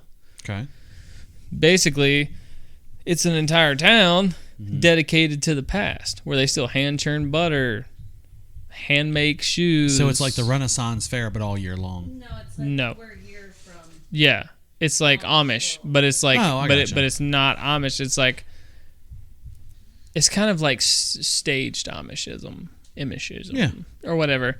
But yeah. So it in Salem, it was really all about like how many people can I just push out so I can build my hierarchy and get my family's name higher. Mm-hmm. Obviously, it just became this dumb revolver of like, oh, my family's getting high up, and then like that person that's down here, their family's still in the poor. Mm-hmm. Oh, well, we need to take them over. Yeah. And so you just had these, inefficient deaths of people that didn't need to happen. Yeah. All right, so Sorry. number 7. I actually really and like actually the Salem. last on our list. How long are we into this already? We're an hour and a half in. Are we? Good. Okay. Yeah. Okay. I was thinking, I feel like we're way in. So, the last one I have on this list, and again, this list was pulled off of something I found, something I really liked. There's probably scarier places. There could be. And if you have any, let us know. Send it to us. Savannah, Georgia. Oh, yeah. Amidst the most draping old oaks and stately Georgian homes, spirits lurk. In fact, the most charming coastal town of Savannah, Georgia is often referred to as America's most haunted city. The reputation is well earned. See yourself with a visit to some of Savannah's spookiest landmarks. Check out the Sorrelweed House, a handsome mansion built on top of an unmarked grave of Revolutionary War soldiers. Revolutionary War soldiers. I can't do all that in one word. I know. Spirit sightings are common at the house, as the Sci-Fi Channel's Ghost Hunters pay to visit here. They pay to visit? Well, it's Ghost Hunters. They go where they want. That's the one I don't care for. Oh, they were like they were Baggins. Roto-Rooter plumbing, and they were no. That's Taps. That's Ghost that is Adventures. Taps. Yeah, you're right. Ghost Hunters is Taps, the one from Vegas. Can we just talk about how impressive that was? That was nice. Like that was actually really nice. So that was Taps. That was because Ghost Hunters the show was on Sci-Fi and it was Taps. They've all bounced around. Ghost Hunters, yes, I believe was originally on Sci-Fi, and that was Taps. The guys that were full-time plumbers and did ghost stuff on the side. Zach Bagans is the guy that went to Hollywood with the glasses and wears the big-ass mask every time he goes somewhere. Was he the guy that bought the haunted house and then tore it down with the bulldozer? Correct. And took all the haunted stuff out of it and put it in a museum? And the house was so demonic, so dangerous. We talked about that in a previous episode, yeah. We did. Was so angry. Was so dangerous that the only way he and the priest that he was dealing with felt was safe for the public was to demolish the house and try to get rid of the negative energy. Or just open it up to go wherever it wants. Yeah, pretty much. God dang. For Major Chill, stop in the grave of Grace Watson, a 6-year-old girl who died from yellow fever in 1889. What was yellow fever? I don't know. I need to look that up. You keep going. Okay. Even if you don't buy the story of Grace's ghost still haunts the grave cemetery, you should shudder at the ghostly looking at the statue that sits upon her grave. Yellow fever. It says it's extremely rare, preventable by vaccine, spreads by animals or insects, a viral infection spread by a particular species of mosquito. Yellow fever is spread by a species of mosquito. Commentaries of Africa and South America. Vaccinations recommended. Let's see. Oh, symptoms. I'm actually very... Mild cases cause fever, headache, nausea, and vomiting. Serious cases may cause fatal heart, liver, and kidney conditions. You have pain in areas of the abdomen or muscles, whole body chills, fatigue, fever, or loss of appetite. Your gastrointestinal nausea or vomiting. Also common is bleeding, delirium, headache, or yellow skin and eyes. So it gets the yellow from yellow skin and eyes. Okay. Wouldn't that be more like jaundice? Yes and no. Jaundice has more of isn't that like a malnutrition kind of deal? No, it's no. Producer Albany, can you come and explain jaundice, please? Because we had this issue with Asen where he got extremely jaundice, and I tried to learn it, but I'm not really sure if I'm right. So So I believe jaundice is an issue in your kidneys, where it's not pumping out the toxins appropriately. You turn yellow. UV lights help you to be able to do all that shit. George, didn't Knox have to go under the... Yeah. Yeah. Okay, so her sister-in-law's youngest had to be under the UV lights. Yeah, it's common for babies. Asen was actually our only one that didn't have it. Kipsy and Beckett both were jaundice. I mean, I've got the definition in front of me. Jaundice may occur if the liver can't efficiently process all right, it's red the blood liver, cells not the break kidneys. down. So, like, Makes sense. if you're like a lot of alcoholics, like that drink way too heavily, their liver failure, slowly they stops they functioning, turn jaundice. so it doesn't do its job. Right, exactly. Symptoms include the yelling of the skin and white eyes. So it eventually happens. yeah. So jaundice, yeah. I mean, it's definitely something different. So at this point, that concludes our list of the U.S. Now, I pulled a website because we are located in North Carolina, and there is some other spots in North Carolina. Why don't we pick on North Carolina a little bit? Yeah, fuck yeah. We live here, so we might as well. So for time's sake, I'm going to read a few off in a row. Tell me which ones you know. Fuck your time's sake.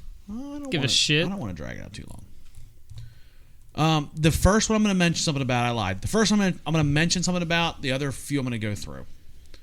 The Devil's Tramping Ground.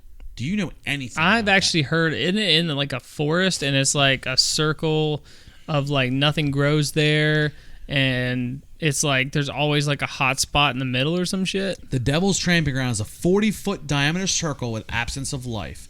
Nothing will grow here. Leave something in the circle and the legend says will be thrown out the next day. Apparently, the devil needs plenty of room for dancing at night. The picture they have is about a 40-foot spot, like you said, in the woods. I've seen video. So there was actually a couple, I believe. Guys, I'm so sorry that I'm showing my fucking nerdiness for this shit right now. But this has always interested me because I would say they're kind of like paranormal experiences when I was younger, which we can talk about that after. We can. But I watched a video and like this couple like camped out in the middle of the circle. No, that's ballsy. in like the middle of the night. Their tent, like they in a tent, like fucking, we're talking A-frame tent. Yeah. Camped out. They had a fire going and all that.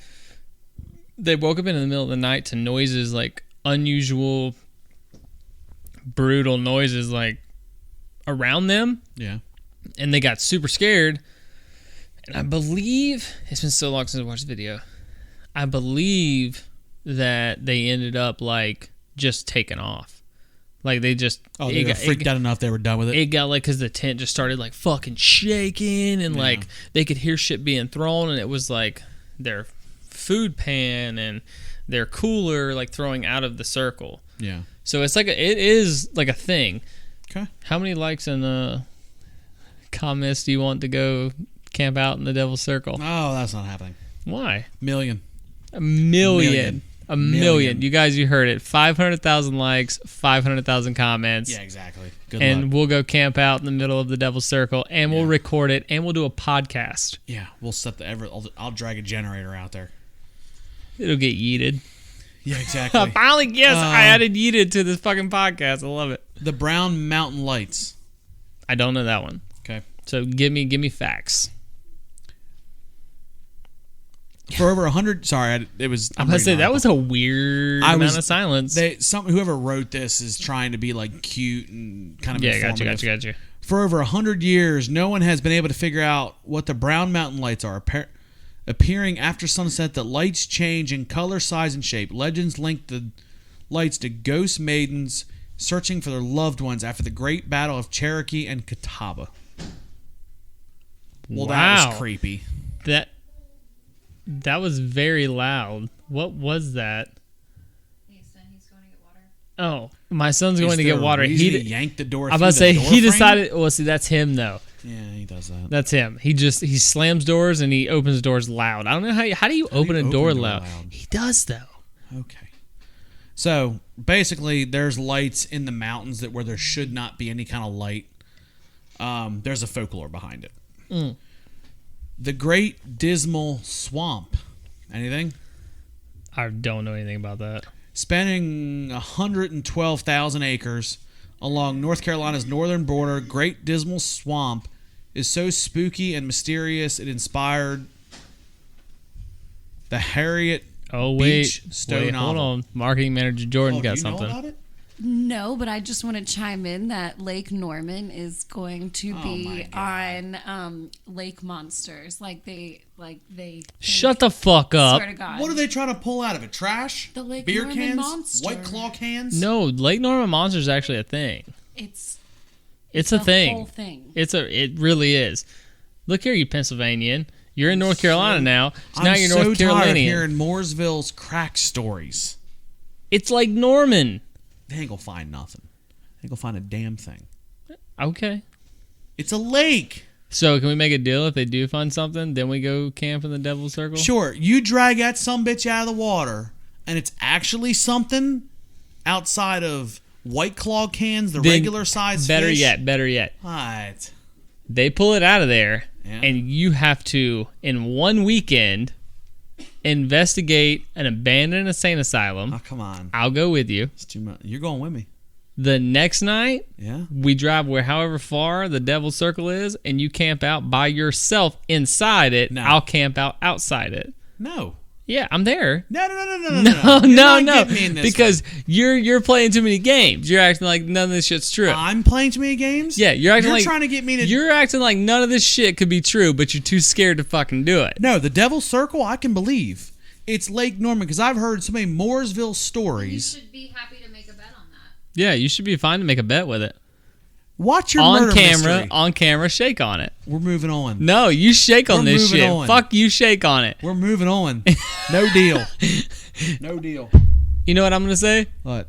100 comments, 100 likes on this episode, and I mean on all platforms combined. Right? You with me? 1,000. No, 100. 1,000. I'm going with you. You're sleeping inside the circle with me then. Okay. Listen to me. I'm listening. 100 comments and 100 likes, right? Yeah. and it can be the same person as long as it's not you, I, or anybody else involved in this production. Now, how's one person to get 100 likes? So yeah, okay, You're with me, right? fine. Because it could be one person makes 100 comments. That's Deal. fine, but it still has to be 100 different people to make likes. Deal. And you choose whether we go to an insane asylum, abandoned for a night Okay. of investigation, Yeah. or if we go to the Devil's Circle for an investigation for a night. Okay. Well, I can. Guys, if you're not watching on YouTube, we are shaking right now on this Shaking bet, hands. so make this fucking happen because I want it to. I want to watch fucking Alex cry like a little baby. Billy, Taking my there's fucking something gun. outside the I'm tent, taking my Billy. guns with me. Which one would you choose? Insane asylum. Oh, I'm talking with still like surgical beds and shit in it. Yeah, I know. All right. I'm jumping on your back. The Great Dismal Swamp. Spanning 112,000 acres along North Carolina's border, the Great Dismal Swamp is so spooky, mysterious, it inspired the Harriet Beach Stowe novel. While Stowe was intrigued about the mysteries of a runaway slave who started Nice. completely isolating, lives in various parts of the swamp, their legend only skims the surface of how haunted the place is. Visitors have reported hearing strange sounds, seeing lights, seeing ghosts. Would you ever canoe here at night? I don't recommend canoeing at night to start. I would do it. Yeah, well, I've seen you. I love paranormal shit, so I'm down for all of this. Lydia's Bridge. I know in South Carolina, my home state, there's a Crybaby Bridge where, like, I believe the theory is that a woman pulled up on the bridge and like threw her baby off of it. Whoa. If you go there in the middle of the Much. night, you pull over and park and get out, you can hear a baby crying. And I actually did that with my former host, Dylan. We did it, and we swear to God we heard a baby cry, but we were like little pussy-ass teenagers, and as soon as we thought we heard you something... motherfuckers scream tires out of there. Oh, dude. He had this fucking little silver Honda that we rode in all the time. Yeah. I've never seen a Honda eat the way that motherfucker did, because that motherfucker, like, we were moving. I was like, Dylan said, I think he was like, is that a baby crying? And I was like, I'm gone. I think this is a baby crying. And he was like, get the fucking car! Get the fucking car right fucking now! So, All yeah. right. So moving on. We're not going to do all 14 on this list. I'm going to jump around a little bit. I'm going to do one that I think marketing manager Jordan's really going to like. Okay. Chimney Rock. I've heard there's some Are shit you about Chimney awake Rock. for Chimney Rock, Jordan? She is wide awake. She is Perfect. doing her fucking thing. Before the days of rock climbing in 1806 and 1811, Chimney Rock was home to some serious bizarre sightings.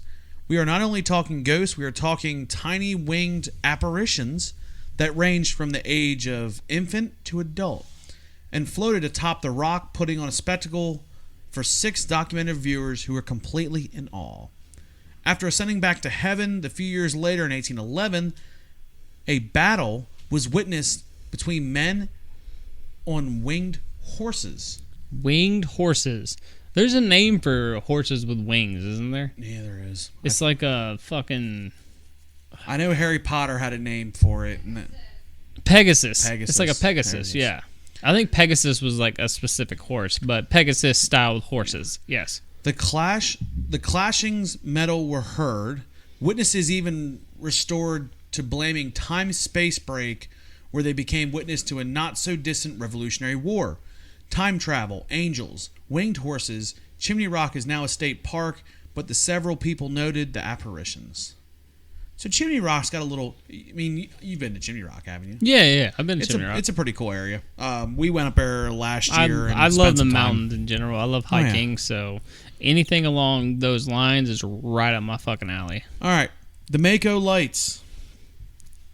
Poor Joe Baldwin. 1 minute before he is sleeping soundly in his caboose, the next he becomes detached from the train, knowing another train would be soon approaching. Ooh. Thank you, producer Albany. So, guys, for those who aren't watching, we are still obviously going with this episode. We only had 4 pints to do this beer with. We are both out, and we have an awesome producer, Albany, who was like, you motherfuckers need another beer. Obviously, we're out of the current beer we're reviewing, so we're going to move into some normal old small Miller Lights. We'll do a pour. God, I just... Yeah, you did. You put that one down. That hurt, didn't it? No, I got the damn shit that's in the glass. Well, go ahead and just pop this one with me, even if we don't drink it all. I mean, I will. I know you got to drive home, so you're going to be safe, but let's go. Oh, George is driving at this point. George's driving at this point. I hear you. So we're making our pours now. We're not going to rate these pours because obviously this is just basic beers, basic white boy beers, I guess you can say. All right. Poor Joe Baldwin. 1 minute before he's sleeping soundly in his caboose. The next, he becomes detached from the train. Knowing another train would soon be approaching, Joe stood on the back of the caboose and waved his light back and forth. The engineer of the approaching train saw the frantic caboose and waved his light back and forth. Oh, sorry, I jumped lines. That's all right. The engineer of the approaching train saw the frantic Joe waving his light. He braked the train, but it was too late.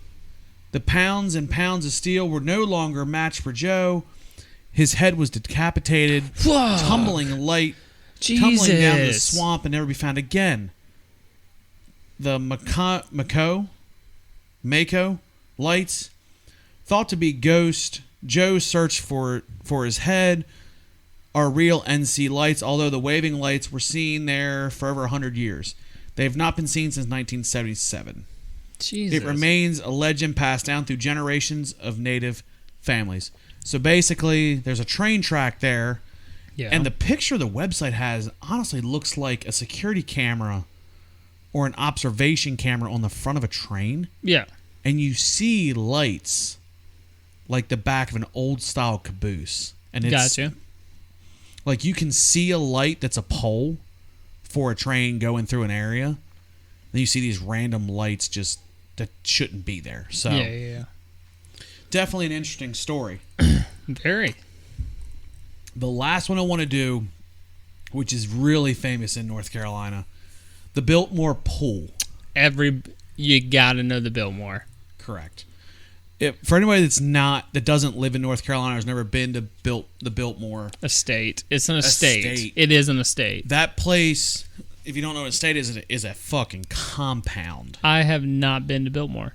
You ever been to Biltmore? I know all about Biltmore. You gotta go up there. But I've never had the means to get there. So if you ever want to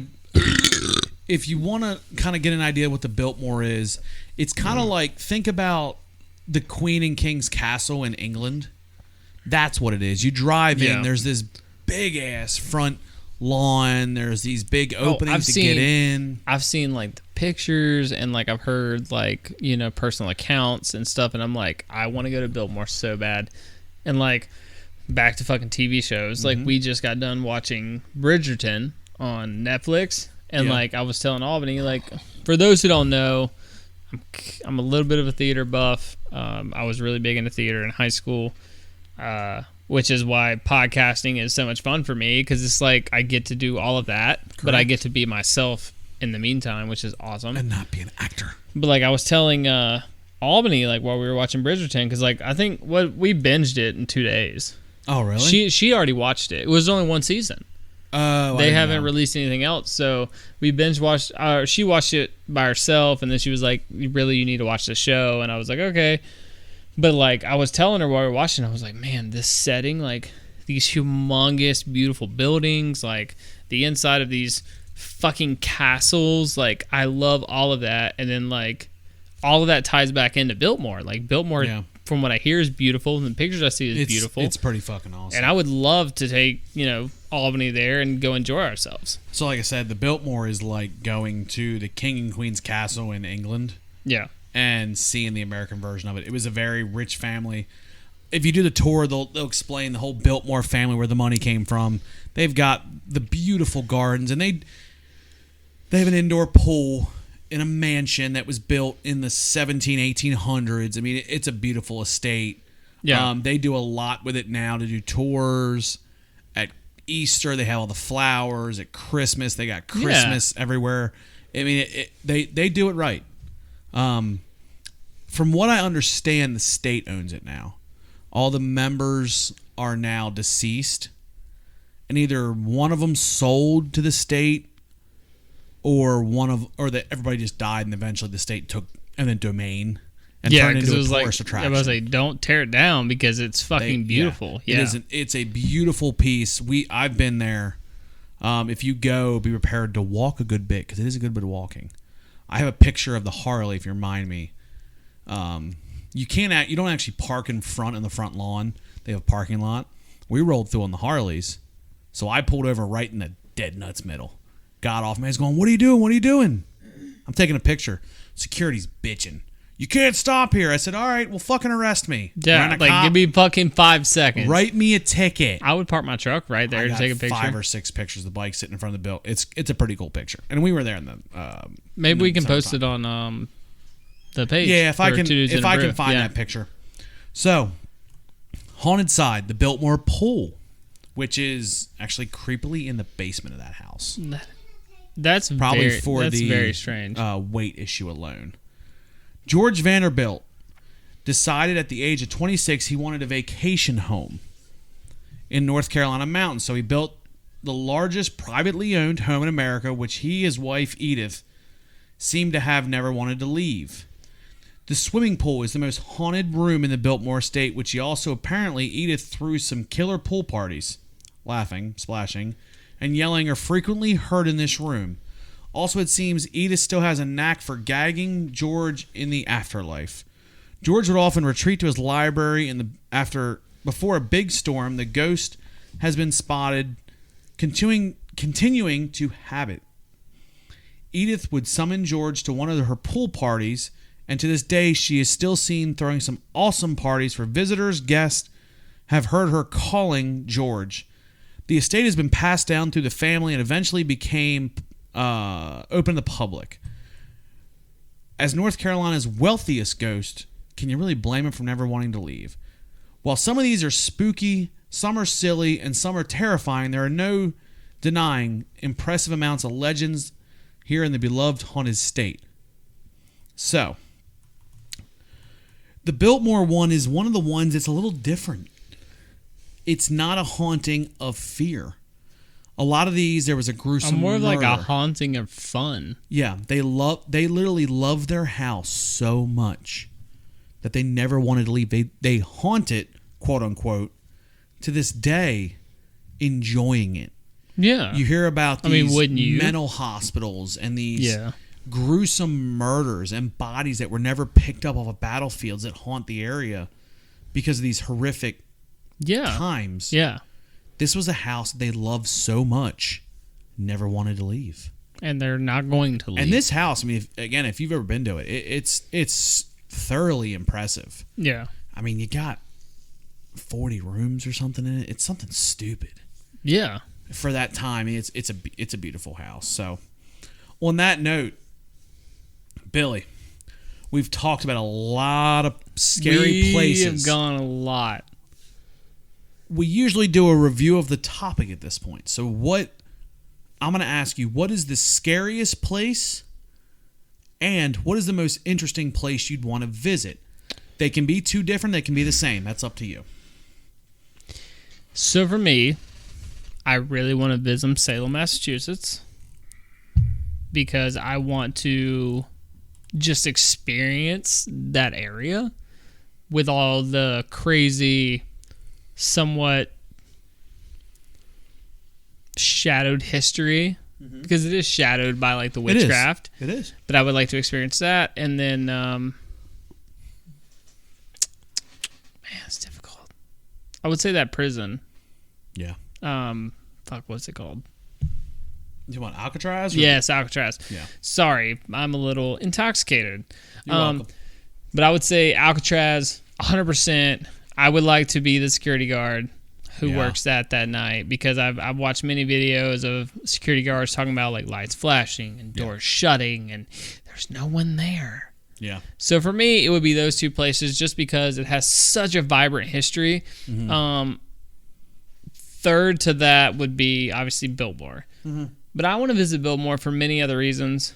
The Haunting would just be an add-on for me. We need to pick a weekend this spring. The 4 of us will go up there, and if you guys want to bring the kids, Yeah, the Biltmore is a lot of fun. Yeah, so that would be mine. Because I'm so interested in the paranormal. I'm so interested in the afterlife and what it is. Because I do believe you can have an afterlife where things are unfinished. So, Alex, your final thoughts, what are they? I'm going to follow you with Salem, wanting to visit. It's fucking cool, right? I've heard a lot about Salem. I know probably 15 to 25 people that have been to Salem say it's cool as shit. Obviously, the towns like Gatlinburg, how Gatlinburg's devoted itself to Jack Daniels. Salem has devoted itself to the idea of witchcraft and everything. Yeah. I feel like it'd be a really cool town to visit. I'm going to stay in a hotel that's a little nicer, not in town. Yeah, I got I'll take the drive. Gotcha. Just in case it's haunted. I'm not really interested in staying. But again, I think Salem's definitely on the list of going to see. The creepiest really still sits in New Orleans. New Orleans has a lot of that voodoo and... So I need to revamp my shit. All right, let me finish. I'll let you I'm sorry. revamp at the end. You opened up another like Pandora's box. Go ahead. The voodoo shit... New Orleans is its own little beast to start. Yeah. It kind of has like the Mexico theme when you go to Mexico during the Day of the Dead. It's kind of own creepy theme. New Orleans, exactly, is known for just out there. They're great, great. The saints come marching in, stuff like that, but they have the brightest of the bright and the darkest of the dark when it comes to that kind of voodoo stuff. I feel like New Orleans can really take the cake on... scary, what side of the board are you playing with? Yeah. And again, I've heard people play before, and we talk about it, Oh, they have a Ouija board. We thought it was cool when we were kids to play the Ouija board. I'm not kidding. Don't bring that in my house. I'm not playing it. I'm not. Not interested. Producer Albany, you mind coming up and talking for a minute? Oh, boy. What'd you do with the Ouija board? So, come here. So, nope. Not even close to making it.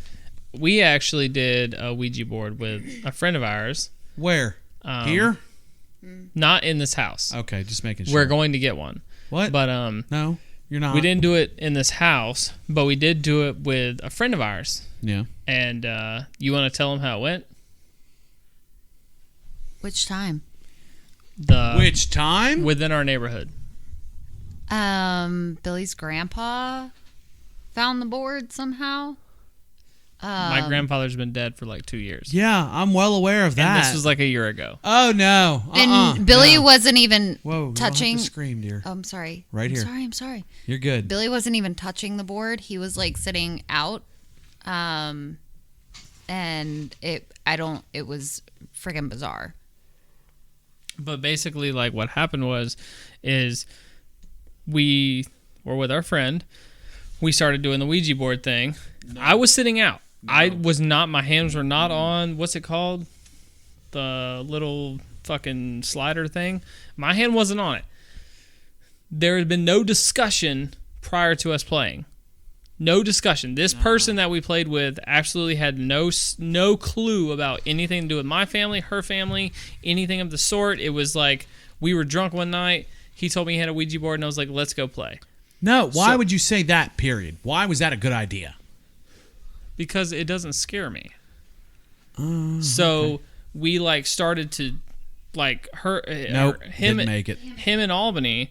Yeah. They put their hands on it. They were like, "Is anyone here that wants to talk to us?" And it started to slide. And again, I had never. And she like, I love Albany, but like I know that she is not going to perfectly spell my grandfather's name all the time. Especially, well, she can, but she had been drinking like we had a lot of drinks that night. Well, yeah. I thought it said N-E-W-E. Yeah, it said so. Yeah, so my middle name is Newell. Yeah. Which is my dad's middle name, my grandfather's first name, also my youngest son's middle name. Yes. And Newell is spelled much differently than not much differently, but it's Newell. Okay. So, and all of a sudden it was like, is anybody here? And like it waited like a minute, and all of a sudden they start sliding. It was like N, E, W. I'd have gotten my shit and walked the fuck L, out. and then just sat there on L, and I was like, 2 L's. And Albany didn't even put it together for a minute. She was like, "What the fuck?" And I was like sitting in like on the couch, and I was like, "Newell." She was like, "Is this Billy's grandfather?" And it slid to yes. Oh no. And I was like, and like she was like, "Do you want Billy to talk to you?" And it like slid around the board for a minute and went back to yes. And I was like, okay. So I came down there, and you know, I was like, I told Albany, I was like, I'm gonna put my hand on top of yours. Like I don't want my hands on this. I do my hands on top of yours. Yeah. And like light, like weak-handed, like it's just there. Yeah. Do you have anything to tell him? She slid around for a minute and said no. And Albany was like, so you're just here? And it slid around for a minute and said yes. And I was like, Pop, do you know, because I brewskied him of the week many episodes ago, and I had a little bit of a heartfelt on here with talking about him and stuff, because he was and still is the biggest influence in my life. He is my hero. And I was like, is there anything you need to tell me? And it just slid around. It was just like, no. And I was like, what the fuck, man? Just let you know he's there. He's watching. Yeah, and I was like, all right, well, he's just here. Yeah. So, I mean, I believe in Ouija boards. I don't know where we're getting at because I'm a little fucking intoxicated. Believe in Ouija boards? Yes. I'm not religious to the fact that I'm going to go to church every Sunday, that I'm not going to curse, that I'm not going to do this, I'm not going to do that. Because you're Christian, right? I am. Okay. Yeah. I'm non-denominational Christian. You're non-denominational. Okay. That's cool. I think that's cool. Yeah. I've worn a cross every day since I was like 15. Yeah. I'm religious. I have my own beliefs with my God. It's the way it goes. Yeah, and I mean, we might as well just clarify. You're non-denominationally Christian. Yes. And I'm a Norse pagan. Yep. So my problem with Ouija boards is and people can say, oh, it's fake. It's for people that are not religious. I get it. Why you don't get the... Would say, yeah. I've been told enough times and heard enough stories of it opening the door to somewhere else. I do not open doors. I don't know what. I'm not going down that road. That's something that's always bothered me. But to me, that door doesn't scare me. That door scares me because I don't know what I'm letting in. I am okay with letting good in, but I don't know what else I'm letting in with it. Gotcha. And I think what it goes back to where we were at was New Orleans, is there's a lot of dark voodoo that floats around down there. Yeah. It's well known. It's well documented. Yeah. And I'm sure anybody that's from New Orleans, it's not like the whole city's, got Ouija boards and dolls inside their house. No, There's of course people that not. Make a life there. It is a minimalistic society that does that. That just seems to be a place that does it. So, again, Salem would be somewhere I would travel to see. New Orleans, I'm not saying I wouldn't travel to New Orleans. New Orleans does creep me out based on this list alone. But you get to see some titties. I don't know if I'd go for you Mardi get Gras. to see some titties. I'm going to Mardi Gras one day. It's going to happen. It's the pickpocketing capital of the world. So don't carry your wallet or your phone. You'll be fine. What's your plan then? You tell me you can go out and not have your wallet or your phone? Well, I'll have What's my your phone. plan? I'll have my phone. Okay. Well, that's gone. I'll attach like a taser to it. Yeah. And be good to go. So, on that note, guys, we know this episode got a little long. Let's do the brew review. I'm down. I'm down. Of the Rusty Rail Brewing Wreckoner Imperial Hazy IPA. Billy, talk to me about can art first. Can art 5 out of 5. I'm not even dead nuts knew you were going and the reason, because show your work. Yeah, show your work. I'm gonna give 5 out of 5 on the can art because there's so much detail. There is. That got put because a lot of times I would give a 5 to the simplest can because simplicity to me is complexity. Yeah. But to see, especially an independent brewing company, go so far as to, as you say, copy like the Poseidon type thing. Yeah. Go with like even adding the smallest details of like the people below, or even like the train to represent the rusty railroad brewing, like Or the hops in the That's helmet. very grayed out, Yeah. and including the hops in the helmet. Yep. It shows me that you really gave a fuck. Yeah. You really gave a fuck when you were like, I want the Wreckoner, Imperial Hazy IPA to Yep. stand out, to pop. There's a lot of thunder, or a lot of lightning, which Yep. would include there's a lot of thunder, but it's just the fact that you got so fucking detailed. Like, you detailed every piece of this can to the nines. Yeah, you had somebody draw you something. So as and for you went back and forth. On as for can art, 100%, 110%. This is a 5. What about you on can art? Canner, I'm right there with you. 5.5. Yeah.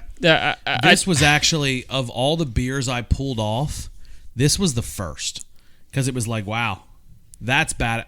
I didn't even look at what it was. It just looked really I cool. knew I was in an IPA Yeah. section. Yeah. And I said, you know what? That's badass looking. And We yeah. got to at least try it. Yeah. Worst case scenario, what? It's shit? Okay. You got a badass can, your beer sucks. But You got a that's not the badass way I can, feel. you know what I mean? You got a badass can. A lot of people are going to buy just based off your can. Correct. So it's because my biggest thing is you either go super simple Yep. to make it the most complex, or you go super complex to really catch the eye. Correct. So 5 out of 5 for both of us on can art. Correct. Alex, what is going to be your taste? 1 out of 5, 1 being it's the only thing left in the fridge. You're already hammered shit, which I feel like I am now. Perfect. And if they gave you another one, you would be like, okay, I'll fucking drink it. 5 being, I'm not going to the party until I've traveled to 5-10 different grocery stores to find this exact beer to bring with me. I'm going to give it a 4. Okay. Back it up. Good beer. I like it. I like the bitterness.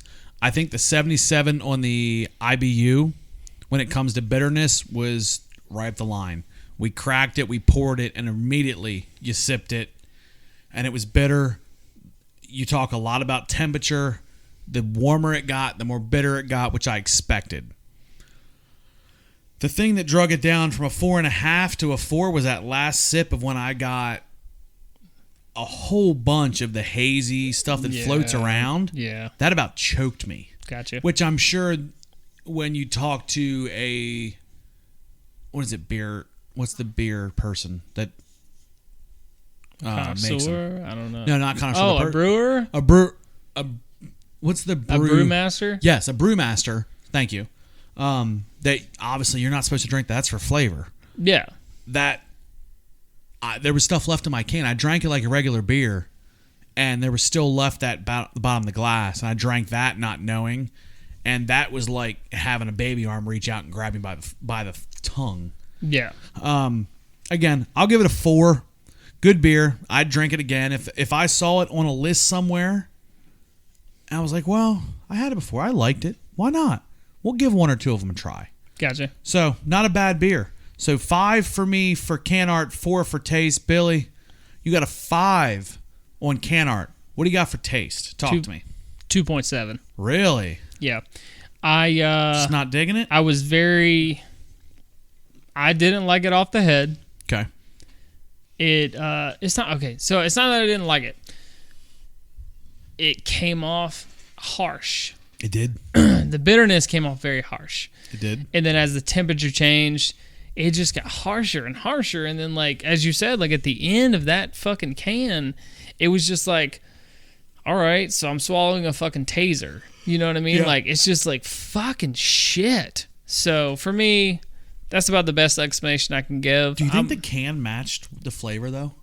Having the did. hard-ass can I mean, it did to with match the, a with the hard-ass light. beer?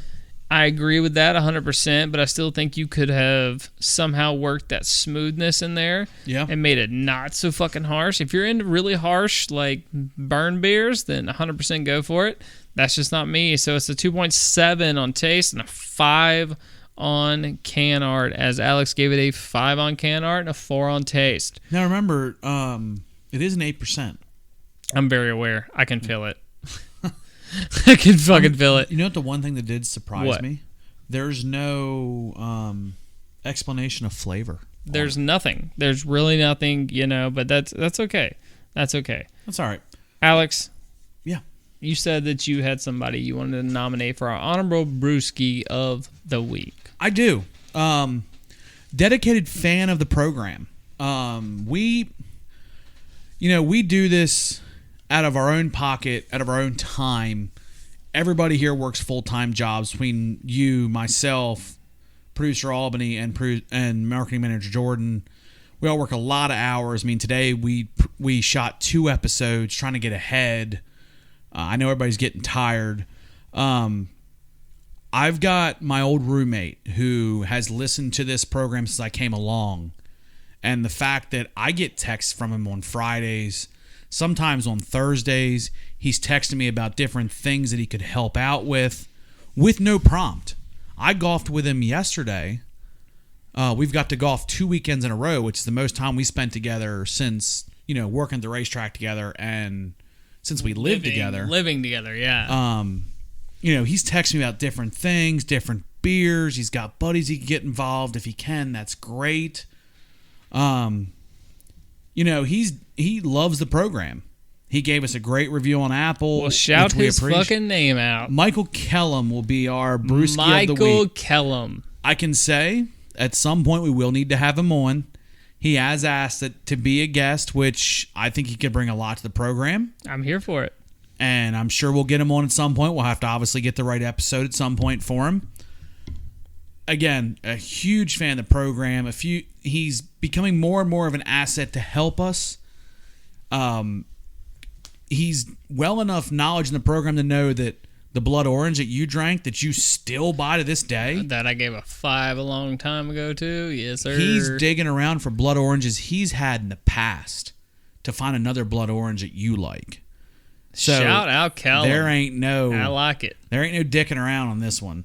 So, Callum, you're the brewski of the week. Thank you so much for continuing to listen to this podcast and help us out in the best way that you know how. We greatly appreciate it. We do appreciate it, guys. Thank you so much. We're working hard for you guys. We love to hear the feedback. If you got feedback, text us, message us, email us, whatever the fuck you got to do to get a hold of us. And make sure that you check us out on every single platform where you get your podcast, except Pandora. But we are new to YouTube. This will be, I believe, the 5th or 6th episode. 3rd, whatever. It'll be within the top 10 for first episodes to hit YouTube. Make sure you like, subscribe, check us out. If you're listening to us on Apple or Spotify, make sure you rate, review, because it helps other people find us. And if you like us that much, shouldn't you try to help us find more people? Say, guys, we do our best to share the episodes on the Facebook page on Fridays and Saturdays when the episodes drop. Help us share it away. Reach down there, share it to your friends, talk to your friends. We want to get out there. I'm not looking to make millions on this. I don't think Billy is either. No, I'm having fun. Make millions, great. If not, we're doing this because we enjoy doing it. We really do have a fun time. The 4 of us get to spend a good bit of time together. Other than that, Billy, guys, this has been Two Dudes in a Brew. I'm Billy. I'm Alex. For producer Albany, marketing manager Jordan, guys, have a great night. We'll talk to you next time. Cheers, my guy. Cheers, my guy.